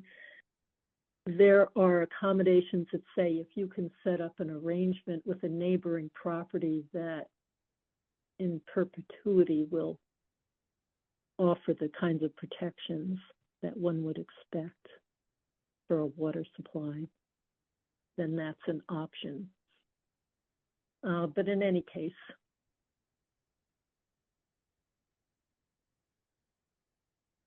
I think this is how it's written right now. So unless you wanted to make some modification and say it didn't have to be entirely contained, or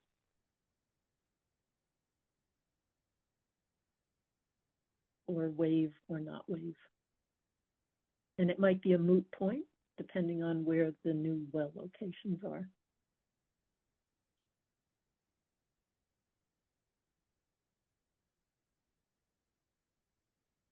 This one is tricky.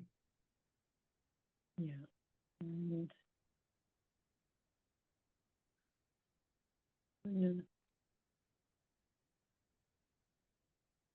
Okay, I'm good. I mean, someone else can share this if you'd like, but I'm going to stop sharing a moment and see if I can find my spreadsheet for calculating. I have one more for calculating what that radius is, so we know what we're talking about. But it might be around 100, close to. And we know from the site plans that both wells are at least 150 feet outside, a distance from the SAS. Mm-hmm. It's great. But yeah, this would then matter in terms of proximity to the abutting properties. Yeah. Yeah. At least I'm guessing that's what the bigger issue is for this particular project. Yeah. I have to see the plans to see how far they are.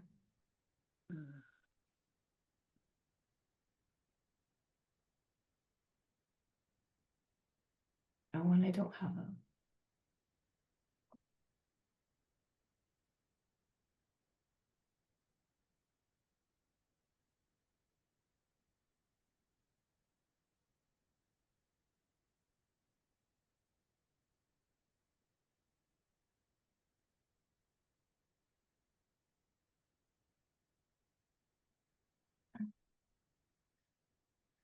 All right, so on the most recent plan, one well is 33 feet from the abutting property line, and the other is 30 feet from the abutting property line. Right, I know that the first locations for the wells were quite close. And the regulation was saying it needed to be, what, 100 feet? Or Yeah, that formula even if we with just the, assume the formula could be applied, but I would have to just rewrite the spreadsheet, but Yeah, because it's a finding it. function of the pumping rate, which we don't have, right? And I would have to see a table of, I'm sure Daryl has. I had made a spreadsheet, but I don't know what it was connected to at the time, so one more place. You know, I think here's the other thing is when I'm just looking at the site plan, this is tricky. Currently the wells are up gradient to the septic, which is definitely favorable. yes. Gradient. Mm-hmm. They, again, I have no idea if the dwellings will move, where they would move to. I mean, I can guess, but I don't know. But again, this would come back. So this is really about what we'd recommend to ZBA in terms of the wells. But you know, in terms of other places that you would move the wells, well, you certainly wouldn't move them anywhere toward the SAS, right? And then you otherwise then have to start moving the wells either to be cross gradient or down gradient to the SAS, which is not more favorable. And I guess that's being traded off to if you do under the semi-public have a delineated zone of protection that extended into abutting property, would that then push the wells down gradient, which I don't I don't feel like would be necessarily a better scenario. Does that make sense what I'm saying? Yeah, You yes, see it that? does. I'm not showing you the picture, but looking at it, like Yeah. where could you put it? Then again, as we said, it's to be in control of of the immediate area around your well. Well, I mean, it is, Yeah. but that larger zone. It's considering, right, larger wells and offering, you know, a different level of protection for something that's serving a larger population. So part of the reason the semi-public well definition was something that we wrestled with in the past, is like what constitutes semi-public. And then there is a difference between something serving 2 dwellings versus, or serving under a relatively small number of people versus 25 people a day. Anyway, I ran the equation with a guess at the pumping rate of the individual well, and it comes out to around 75 feet. So then the 100 minimum would apply, which is pretty much what I expected, because this is not, it doesn't greatly increase. So some of the protections that are offered anyway by our regulations more than cover for the multiple wells, except for that protective radius crossing over onto another property. Yeah. And when I think practically, I mean, there are plenty of, I mean, each well functionally covers or serves 6 bedrooms. I'm Yeah. sure there are plenty of 6-bedroom homes in town where that 100-foot, if we're saying 100-foot roughly, is not entirely on their property, right? Yeah. I mean, it is the ideal, but I think functionally it happens. No, I was thinking the same thing about the 6 bedrooms as being not so far out of line. Yeah.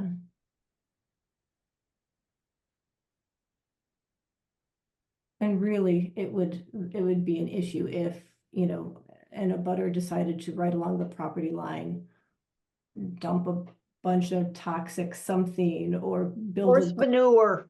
like, right, like, I mean, this is the only time where I think it would be a real issue.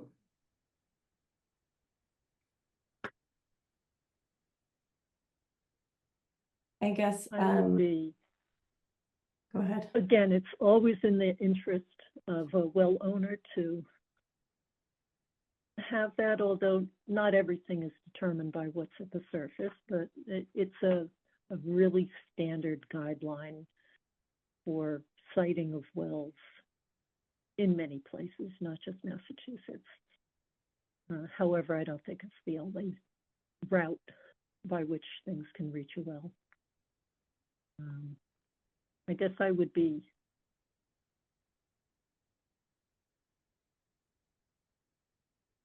inclined for this particular situation, as long as we're maintaining our standard setbacks for the well, not require that 0.2 in that requirement. Right, and we are in fact recommending that our standard setbacks not be waived. Right. Yeah, I agree. For this, I would recommend a waiver. Yeah, because otherwise, what, we're putting them in the position where the wells would probably need to be down gradient to the septic Or cross, yeah. or cross. Yeah. Again, it's and you know, you can plan to dig a well in a certain spot, but you might come up empty, right? Yes, yes. So yeah, I think that's my choice too, Daryl, is I would recommend that this be waived. But then the rest of our well setbacks be maintained.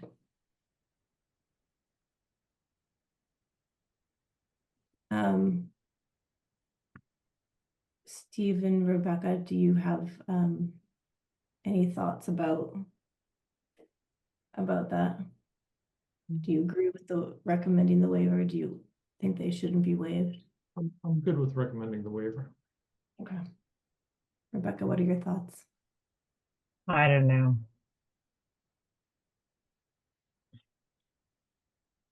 Okay. I think that recommending a waiver to this will not be any less protective. I think it might in fact be more protective of those wells and the ability to potentially move them in a way, particularly to get them further away from that driveway. But ideally not forcing them to be potentially more influenced by the SAS.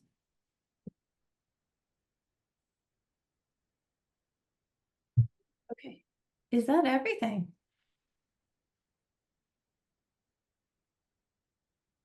Could be, I think we hit all the points. other than whether we want to vote on the Title V compliance. I can't remember, did we do that? at the last No, Meeting already? No, we're not. That's happening on Next week? that's happening on next and this coming meeting on Wednesday. I mean, it's on that agenda. That is not on this agenda. Right. This agenda was, Just to I be know able it said to review of the plans. guidance. I mean, I don't think we were, I think it should have said just a review of the waiver request. I think we're planning to do the plans on Wednesday.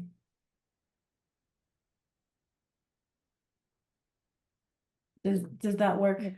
Did you have a different understanding, Daryl? No, I just wanted to make sure that my interpretation was not off base. So the review of the plans was, since we did receive new plans since our last meeting, that was what that was capturing, but Yeah. in case I misinterpreted. Yeah. Okay. All right, so This was just I memo. Okay, so then we need to just finish this language. Do we, as a procedure, do we have to have a motion to approve this memo, do you think? I mean, recognizing that it's not completely perfectly written, but the content is there. I think we might want to have, even though it's going to be a bit difficult, have a vote on each of the waivers, because I think there was not, in our informal comments about where we stood on each, I don't think it was unanimous in all cases. Okay. Okay. So just for the record, I think Yes. it would be appropriate, and Okay. otherwise I'd say, yes, we could just approve it, but I think that would be a disservice to any minority vote on individual ones. I think that's assessment. Reasonable. Okay. So, We'll go through the table. yeah, And this would be things that we are recommending waivers to, and there is no motion required for things that we are not recommending waivers to. Just to make it more complicated. Right, the baseline is waiver would not be recommended. And it's that exception of when we do recommend a waiver that we're having a motion. yes. Okay. Yes. Does Is everybody? that okay with everyone else? That framework? But are we walking through each one? Is that what we're doing at this time, or? Well, or is it just going to be based, Daryl, on what we have on this memo? Explicitly called out on the memo.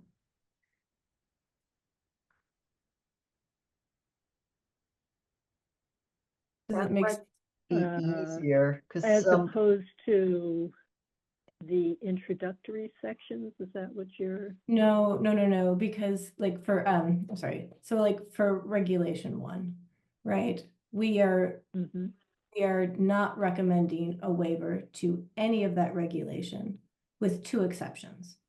We are recommending a waiver to 8.01 and 8.02. For the rest of the regulation, we're recommending no waiver. So I'm just trying to figure out how we would craft a motion. So I would say that's why I was saying if we are, the motion. No, I see, it's an interesting thing. Do we set the stage regulation by, maybe just regulation by regulation as opposed to entire set of regulations, meaning 1, 2, and 3. And then bedroom definition.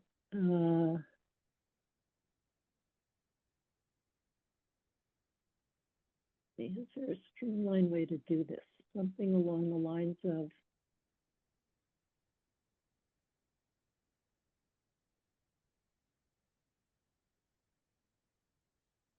is there a motion to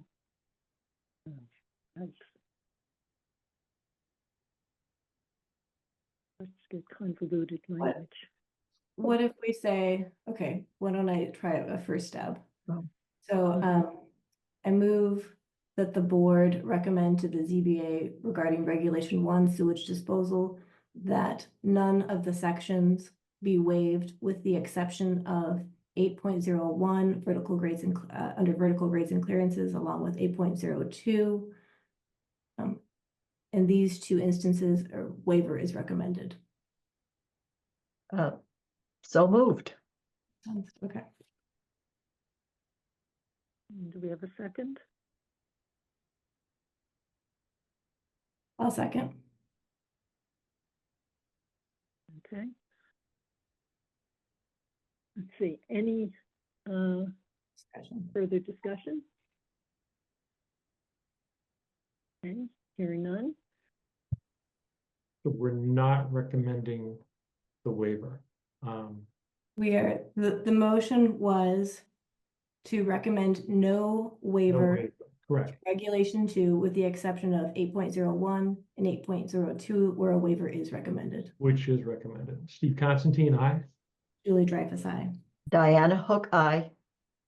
Rebecca Honeywell, nay, because I recommend that there be no variances at all on this new construction.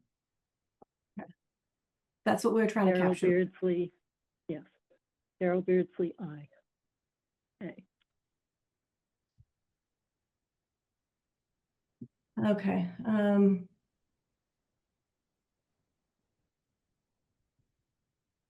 what did we say for this one, for 2? Regulation 2, we are not recommending waivers with the exception of 7.00. The number of wells, a waiver is recommended. And that was it, right? Okay. So I move that the board recommend no waivers to regulation 2 regarding water supply with the exception of section 7.00 number of wells where a waiver is recommended. So moved. Seconded. And we are going to, I'm just going to comment and see if we have to adjust this at all, because we have some specific recommendations around that. This is not to allow an irrigation well, but to allow more than one well on a property for the purposes of supplying dwellings. Do we need to specify that, or do we want to refer to the memo? And I feel like it's not a blanket waiver. Do you want to make that as a friendly amendment? Yes. Okay. Okay. Do we have to second that motion? So moved Seconded with amendment. with amendment. Okay. All right, any other discussion? Hearing none? Steve Constantine, aye, with the amendment. Julie Dreyfus, aye. Diana Hook, aye. Once again, Rebecca Honeywell, nay, because I do not think we should be giving any variances. And Darrell Beardsley, aye. Okay. I'm gonna run out of paper to take my notes for these motions. Okay. moving down to regulation 3. Sorry, needed to grab more paper. Let's see, to recap, we are this one is a little bit different because it was not a request for a full exception to the entire regulation. It is simply to the extent that it would apply to additional local requirements to the project site or any portion thereof in excess of Title V. So for this one, I think we would say it a little differently. This one, maybe we would just do a motion for each of the waivers that we have on the screen. I realized, Daryl, would it help? I have this up on my screen. Would it help if we pulled up the working memo so folks could actually see? Yes, that would help. I just realized I have it on my screen, or Daryl, I have it in front of me. Okay. Yeah, let me close and then you can share whatever you've got. Okay. All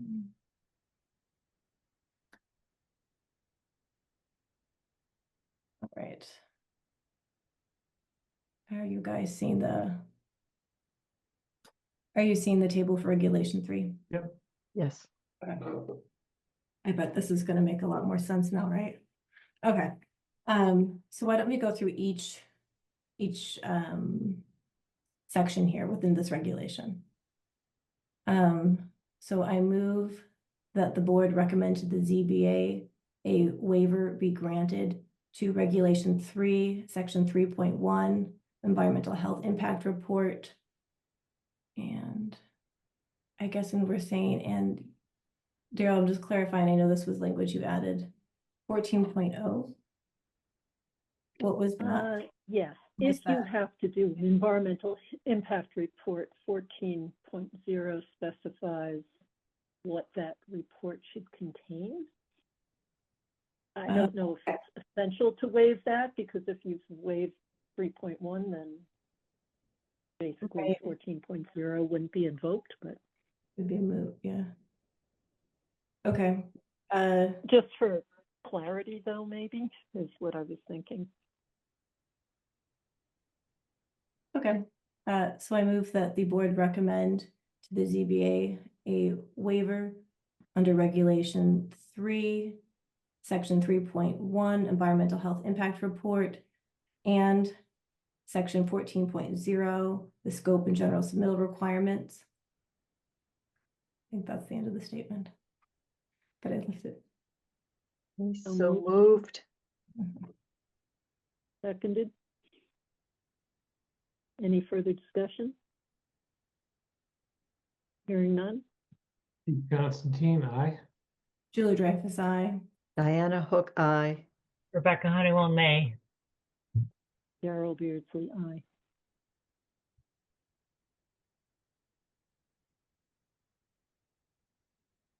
Right. Why don't I just scroll down? Oh, we have a, oh, no, we don't need to scroll down. Okay. I move that what did we say for this one, Daryl? We said recommend a That waiver. we'd recommend the waiver as long as other well setbacks are met. Which is, oh, you know what? I didn't add that in. Yeah. I just realized that in the previous motion to regulation 2. Do you have to remake a motion? Oh, how do you go back and amend a past motion that's been voted on? I think we can, we're still in the meeting, we can vote to Just make another motion. rescind it and Oh, a motion to rescind? Or a motion to amend? If maybe there a was motion only to one amend exception, would be sufficient, but we'd have to revote anyway, so. should I make just an additional motion that we recommend no waiver to regulation 2 water supply with the exception of section 7.0? since that's the one we voted to have a waiver. Would that work, Daryl, do you think?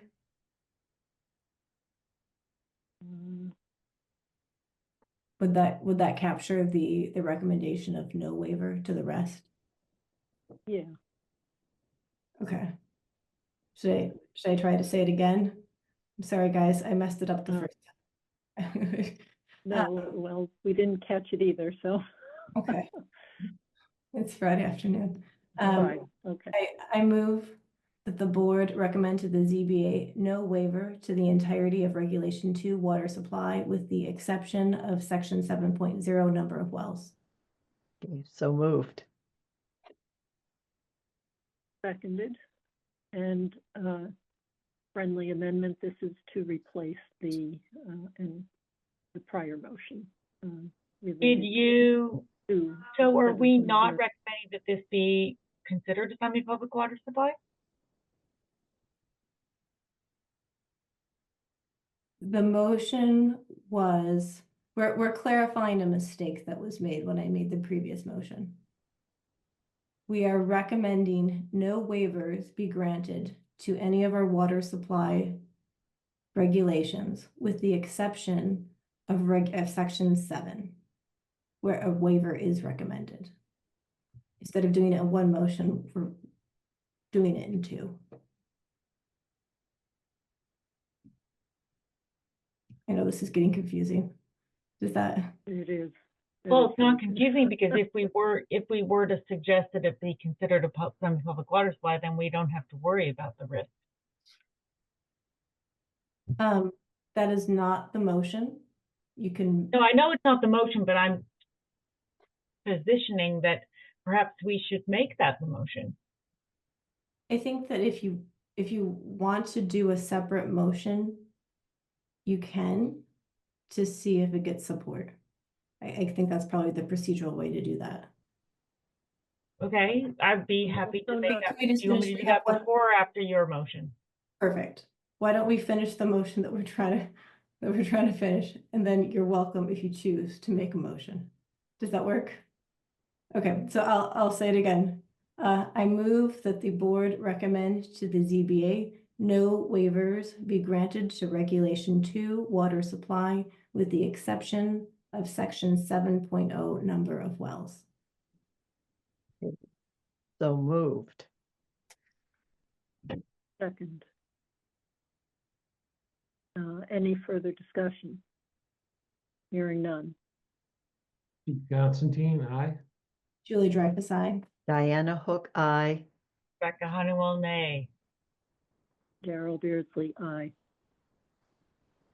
Since we have in our regulations an option to consider something such as this as a semi-public water supply, I would like to move that we recommend as the Board of Health that this be considered a semi-public water supply, in which case this perhaps would be able to accomplish the goal of protecting public health while also protecting the interests of the future homeowners as well as the developer at this time with this project. Did you mean to say semi-public or public? Semi-public, because that's what that's what our recommendation is, that this is considered semi-public water status, and that's the waiver they're requesting. They didn't explicitly request a waiver to that. We're identifying, but Right. So I'm saying that we vote to consider it a semi-public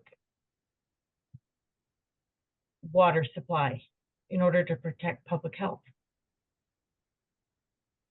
So we did some calculations on that. So no, but I didn't write that down. So is that entailing then the, oh goodness, what am I looking? area of Protected delineation. area? yeah, and that was, they're in two separate regulations, Yeah, right? a Which little. makes that tricky. Yes, it's what's making it, right, made it confusing for when I was searching for the Okay. right section. Okay, so, But Rebecca has her motion. We can see if anyone wants to Yeah. second. And that's where I'm a little confused as to what that fully entails. One of them was the distances. I think it would, my challenge is based on the discussion we had about not having that zone of protection, Right. not having that log calculation, right? That if we recommend it to be semi-public and then recommend that that critical part of that is not to be enforced, then they're contradictory. So my justification is that since our goal is to protect public health for the community, and the definition from DEP of a semi-public status is that it supplies a certain number of people within a period of time, and that is true here, except for it's one below the threshold.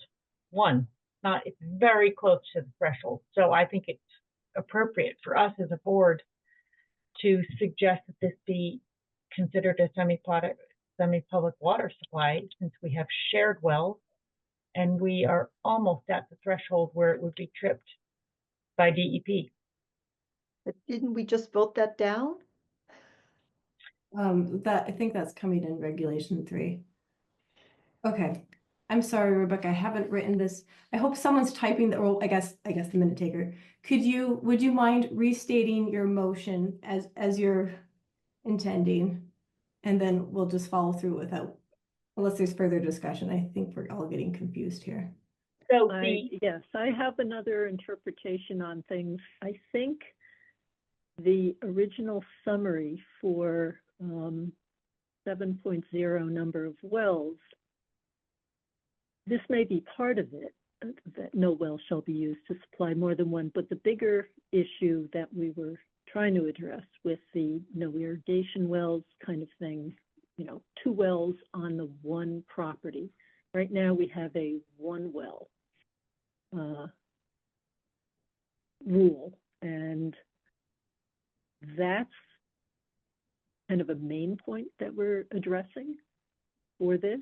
And then the secondary is we have defined semi-public water supply as any well serving more than one dwelling. We just have never had to provide that before, and with the updated regulations. So this would be the first time that we would be having a permit for a semi-public water supply. So do we want to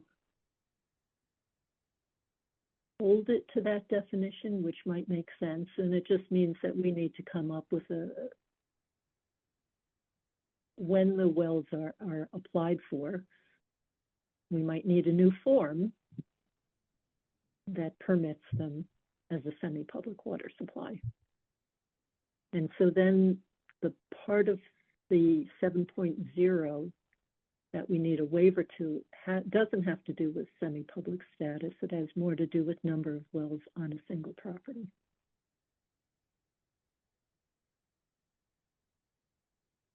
Okay, so DEP regulates and has a definition for semi-public, which involves the number. What? It does not have a definition for semi-public. I've checked with DEP. I've searched the regulations, and they say they do not define semi-public. That's a local term. It's a local term, which is very confusing, and I think clearly needs to be changed. Okay, so anyway, when we wrote the regulations, which would apply to the open space subdivision bylaw, which is what this is applying with, this was what we came up with as a fair and appropriate way to address the increased risks and liabilities raised by shared more than one dwelling being served by one well, as opposed to one well for each dwelling. And so that was our intent, was to increase the protection for those residents.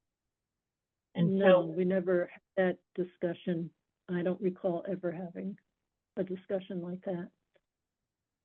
Okay. All we had was semi-public in our regulations, and we were just trying to define what that was. Because it Okay, has not well, I been mean, everybody defined before. might have different ideas of what it meant. That's what I believed that it meant, and we discussed it. But in this case, there are multiple issues. We're talking about a well being applied to more than one dwelling, which increases liabilities and potential public health risks for those residents. I would like to propose that we, and our own regulation says that it should be a semi-public status. This developer is trying to bypass that regulation. This is new construction. Within that law, we know what the law is. This person knows he was involved with writing the regulation. We knew these were the rules from the very beginning, so I don't understand why we're giving variances. So I personally think that we should be considering this semi-public, and we should, and everything that applies to that should apply. Now, we never seem to enforce our own regulations, so maybe it doesn't matter anyway.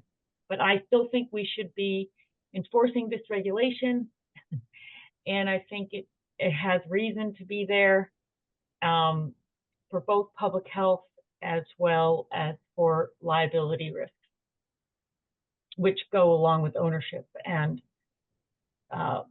maintenance and other complex issues that can come up having to do with shared ownership and use, etc.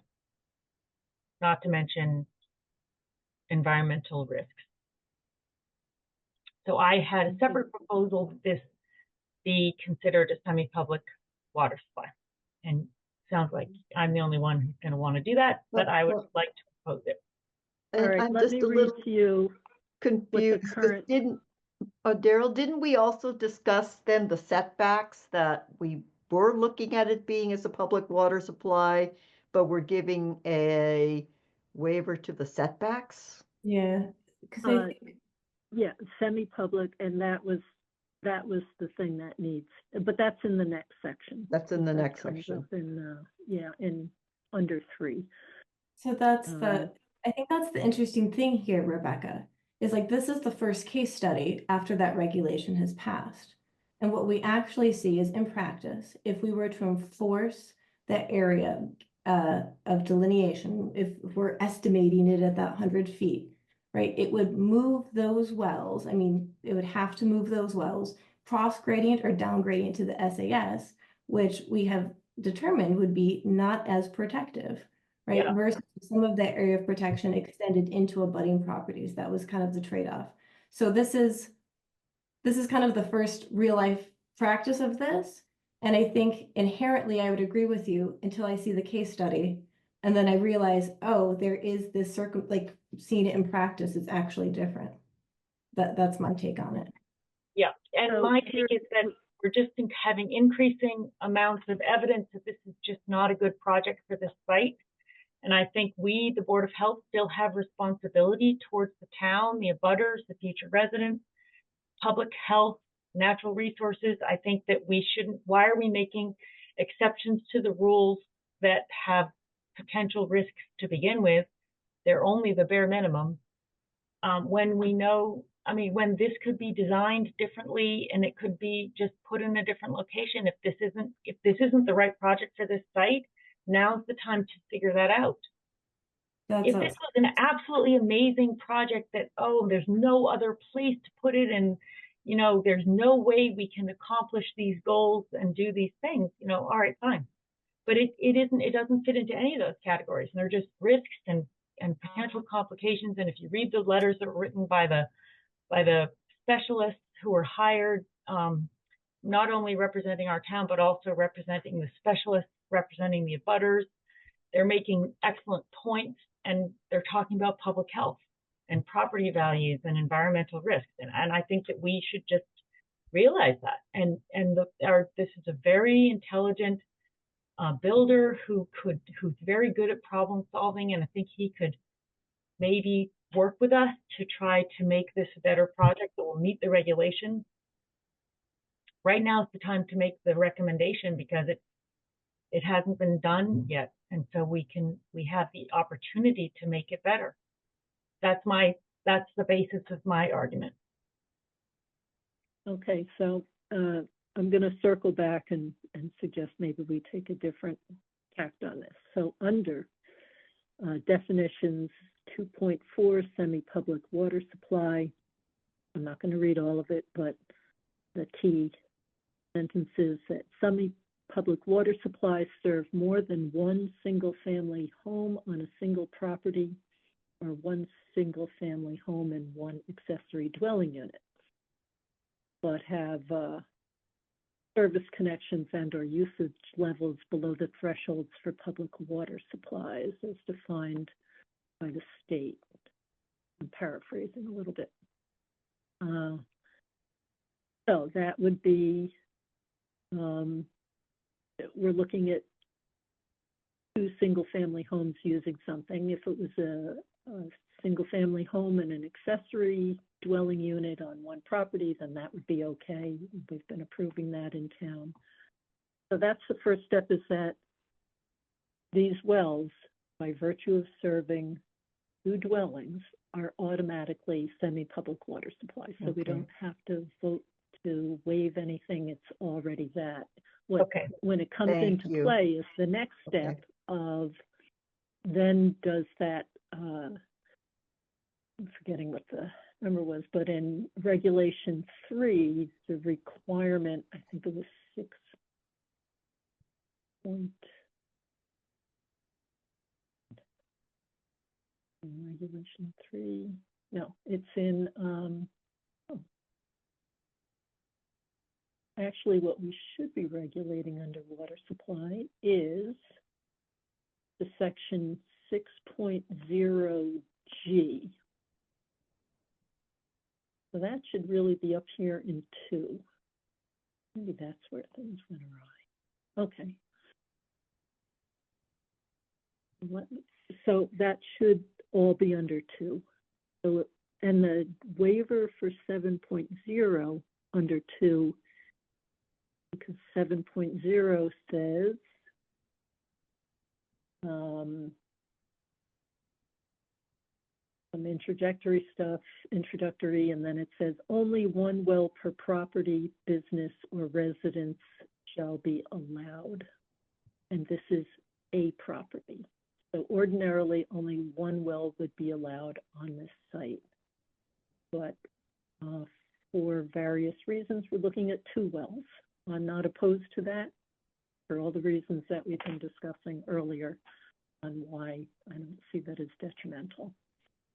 Let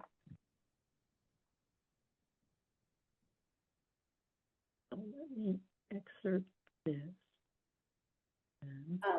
Do you want, Daryl, I have a PDF in front of me and you have the Word doc. Would you prefer to share if folks want to see how you're moving things around? Yeah. Or do you want to move it first and then share? Yeah, let me do that.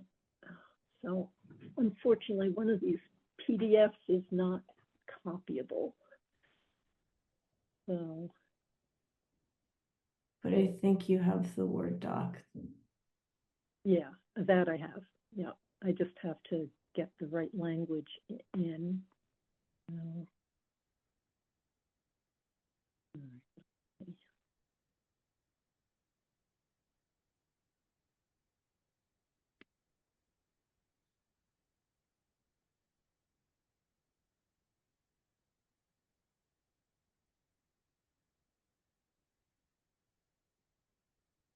Sorry, I have to go back and forth between screens a moment.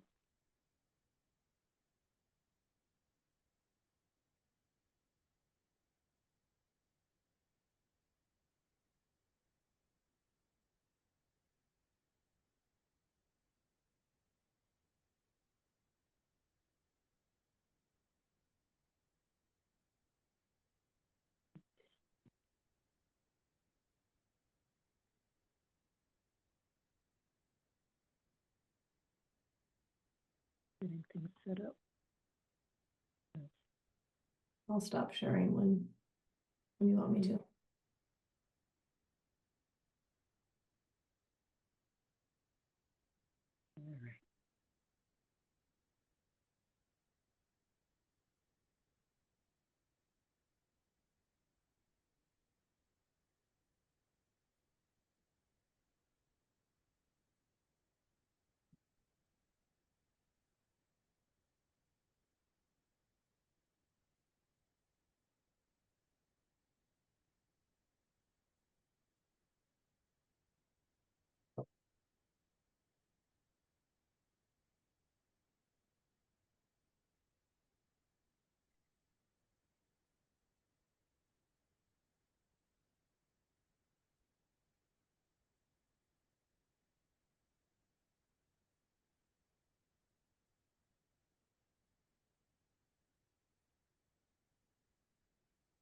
All right, now this is making more sense to me. Okay. Here, Erin, in case you want to share the edits you make. yeah.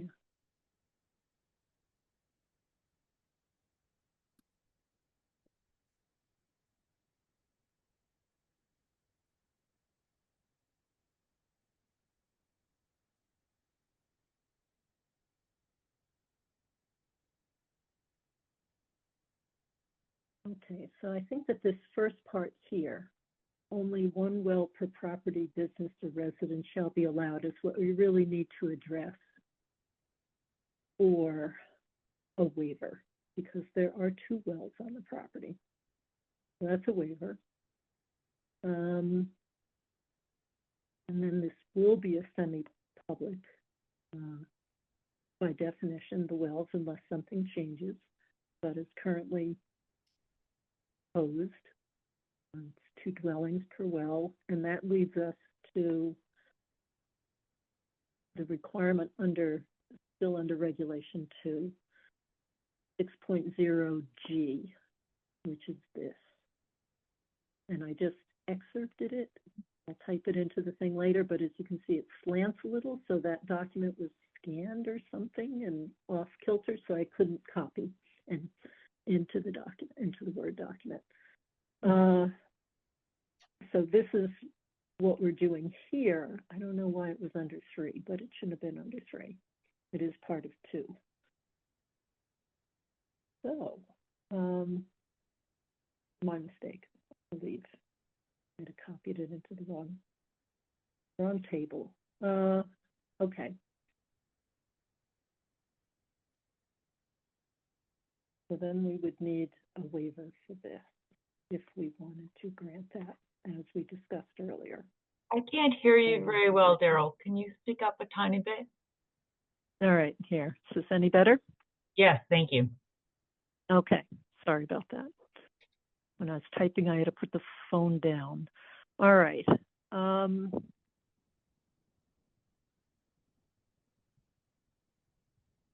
So this statement would pretty much be in that square there. That makes sense for, we're going to have to maybe vote to scrap our waivers on 2 in entirety. That might be the easiest way since we've had a few motions. And start over with 2. So we need to rescind the motion, the previously voted. Right. Do you know the In procedure? the motions relative to waivers under regulation 2. Okay, so moved. Seconded. Any other discussion? Hearing none. Constantine. Would you mind repeating what we're voting on? We're voting on doing a do-over for the waivers under regulation 2 because we're modifying. We're functionally rescinding or erasing the previous motions to regulation 2 so that we can start again.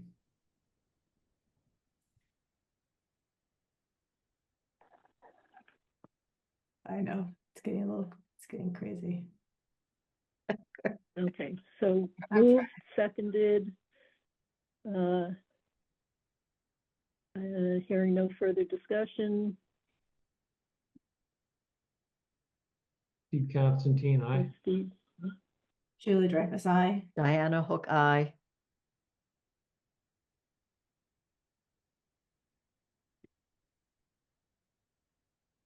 I'm so confused. I don't know what to vote here. Are we voting to rescind the last vote? We're to rescind what we voted for regulation 2 only. Okay, then Rebecca Honeywell, aye.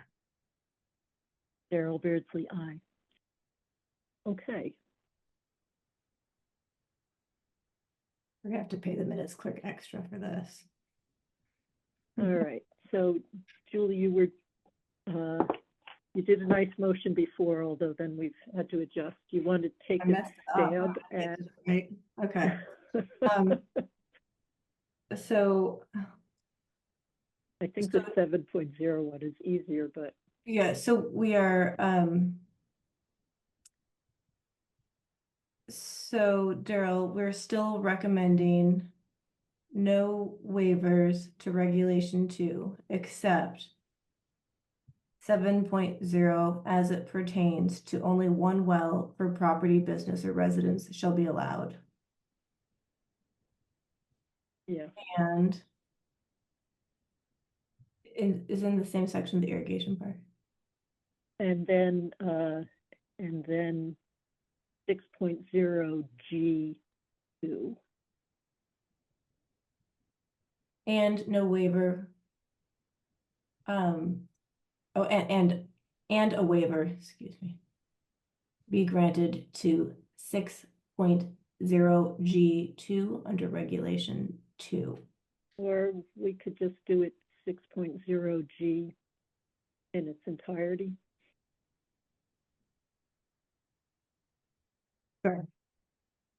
I think 2 is the only constraining part of it, but Should I try it again? Because I think, let's try it again. Okay.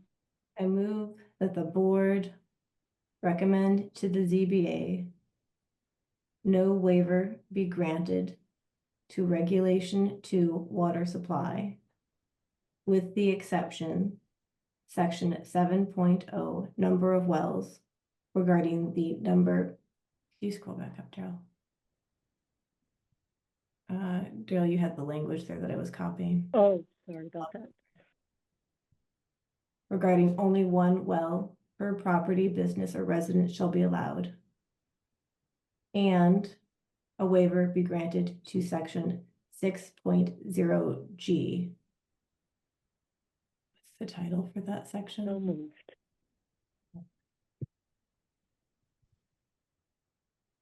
Seconded. Did everybody follow that? Any further discussion? Hearing none. Steve Constantine, aye. Julie Dreyfus, aye. Diana Hook, aye. I guess I have to say nay. Okay, so can you say your name just for the Rebecca audio Honeywell, recording? nay. I still And think Daryl we should Beardsley. not grant any variance. Daryl Beardsley, aye. Okay. Back down to 3.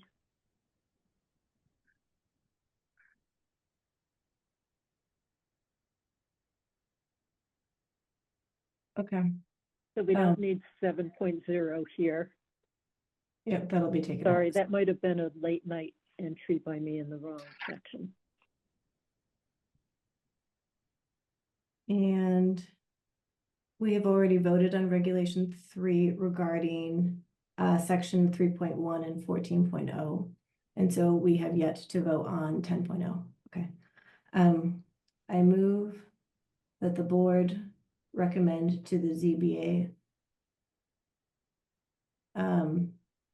no waiver be granted under regulation 3, section 10.0 bedrock disruption. So moved. Seconded. Any further discussion? Hearing none. Steve Constantine, aye. Julie Dreyfus, aye. Diana Hook, aye.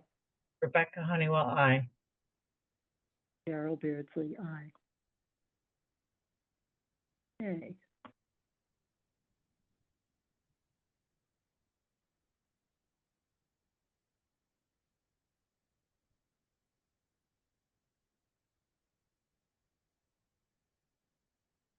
And so would the earth removal standards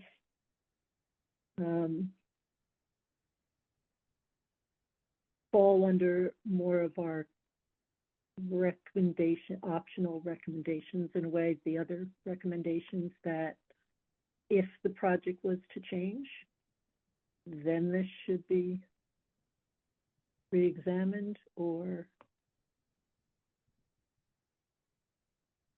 that concept? I mean, I think it could be done either way, right? I mean, we could either recommend no waiver, or we could just recommend this as a condition.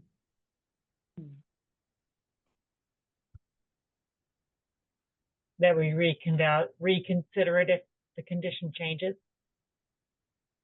Right, so we know, we do not anticipate that this regulation will apply to this project. But we're simply adding in, if something were to change, we would want this to apply. Does that make sense? Yeah, actually, I like that. Because it gives information on where we think it would head if conditions changed.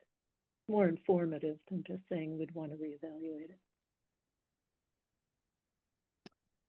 So, so now we just have to decide if we are addressing this as a waiver recommendation or just a condition.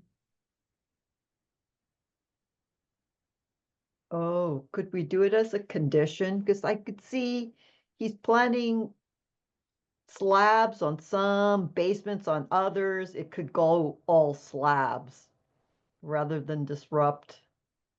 I mean, should things move around?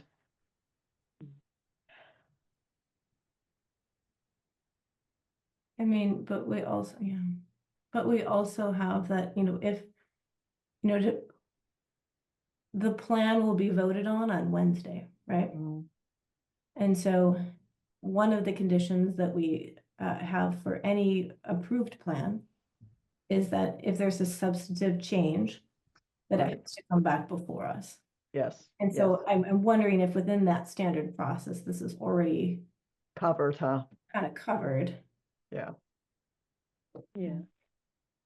Except it is a local requirement, and so then that becomes the question. That's not a Title V or something else.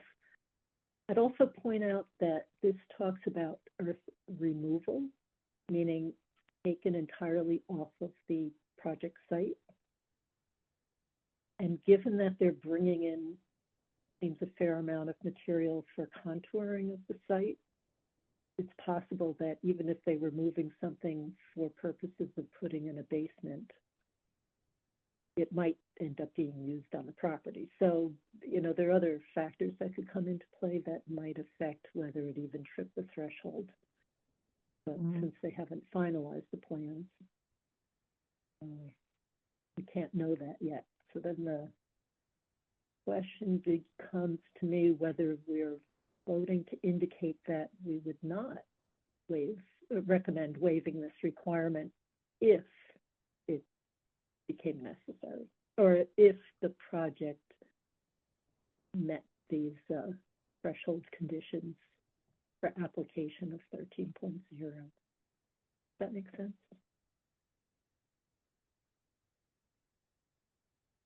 It's a conditional recommendation. Yeah, I get it. Yeah. It just feels so circuitous. It does. All right. So if it feels too circuitous, we have other things that say things would have to come back before us. I don't know if that's for the ZBA. It's probably not possible, I guess. Maybe we should stick to the original plan, which is to recommend no waiver. I mean, then, maybe that's actually the simplest pathway here. Yeah. I think we're kind of going in circles, and we could just go more directly here. All right, Yeah. what section are we on now? Yeah. Okay, a second. Okay, so it feels like midnight and it's only 3 something. I know. This is tea time. I move that the board recommend to the ZBA that no waiver be granted to Regulation 3, Section 13.0 earth removal standards. Okay, so moved. Seconded. Any other discussion? Hearing none. Constantine, aye. Julie Dreyfus, aye. Diana Hook, aye. Rebecca Honeywell, aye. Daryl Beardsley, aye.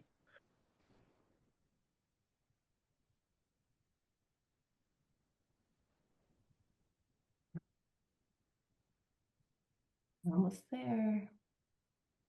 And the decision on this was, we said no waiver to the bedroom count. I move that the board recommend to the ZBA that no waiver be granted to Appendix A, Section VB, what is a bedroom? So moved. Second. Any other discussion? Hearing none. Steve Constantine, aye. Julie Dreyfus, aye. Diana Hook, aye. Rebecca Honeywell, aye. Daryl Beardsley, aye.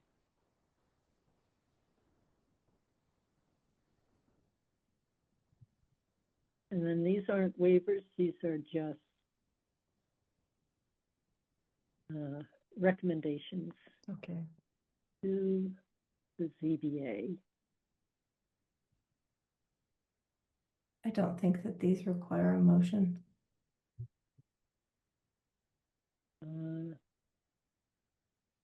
How about, we could bundle this with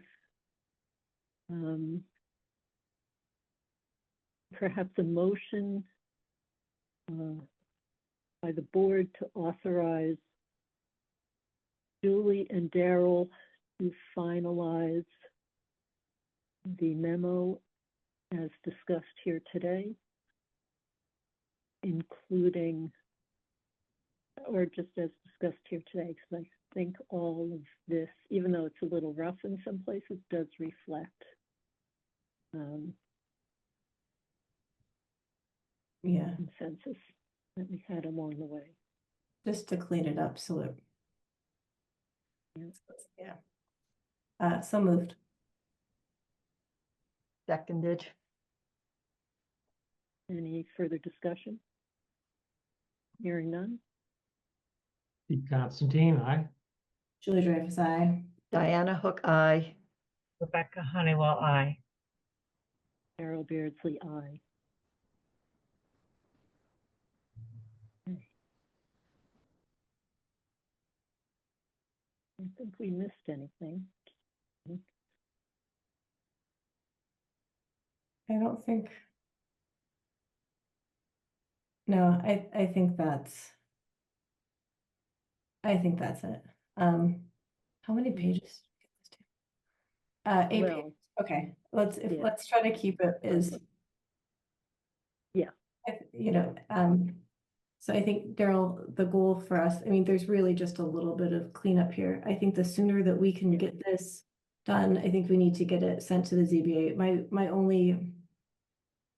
My disappointment is that realistically, I don't think this can be posted to the website until Monday morning.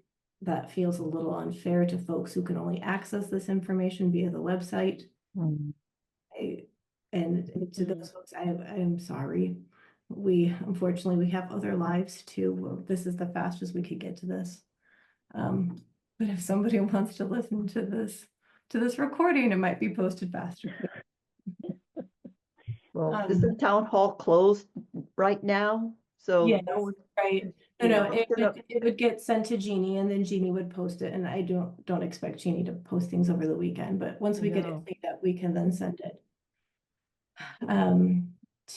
We can send it to Bob and we can send it to the ZBA. And we can, yeah, it won't go to everyone else until Monday morning. I mean, be posted on the website to them. Okay. But I think having the ZBA give them a little extra time to maybe actually read through this before they have their final meeting, I think that's more than fair to them, especially. All right, so that's our goal, friends, is to clean this up as quickly as we can and get this out. I'd like to finish it today, quite honestly, but I'll see what, I'm not gonna speak for Daryl. I'll do what I can. After. Yeah. So, Okay, all right, move to close or to adjourn? yes, So moved. yes. All right, seconded. It was very enthusiastic. I assume there'll be no further discussion, so. Pete Constantine, aye. Julie Dreyfus, aye. Diana Hook, aye. Rebecca Honeywell, aye. Carol Beardsley, aye. Thank you, everyone. For your time and patience. Okay. Have a good See you weekend. next week. Bye. Thank you. Bye.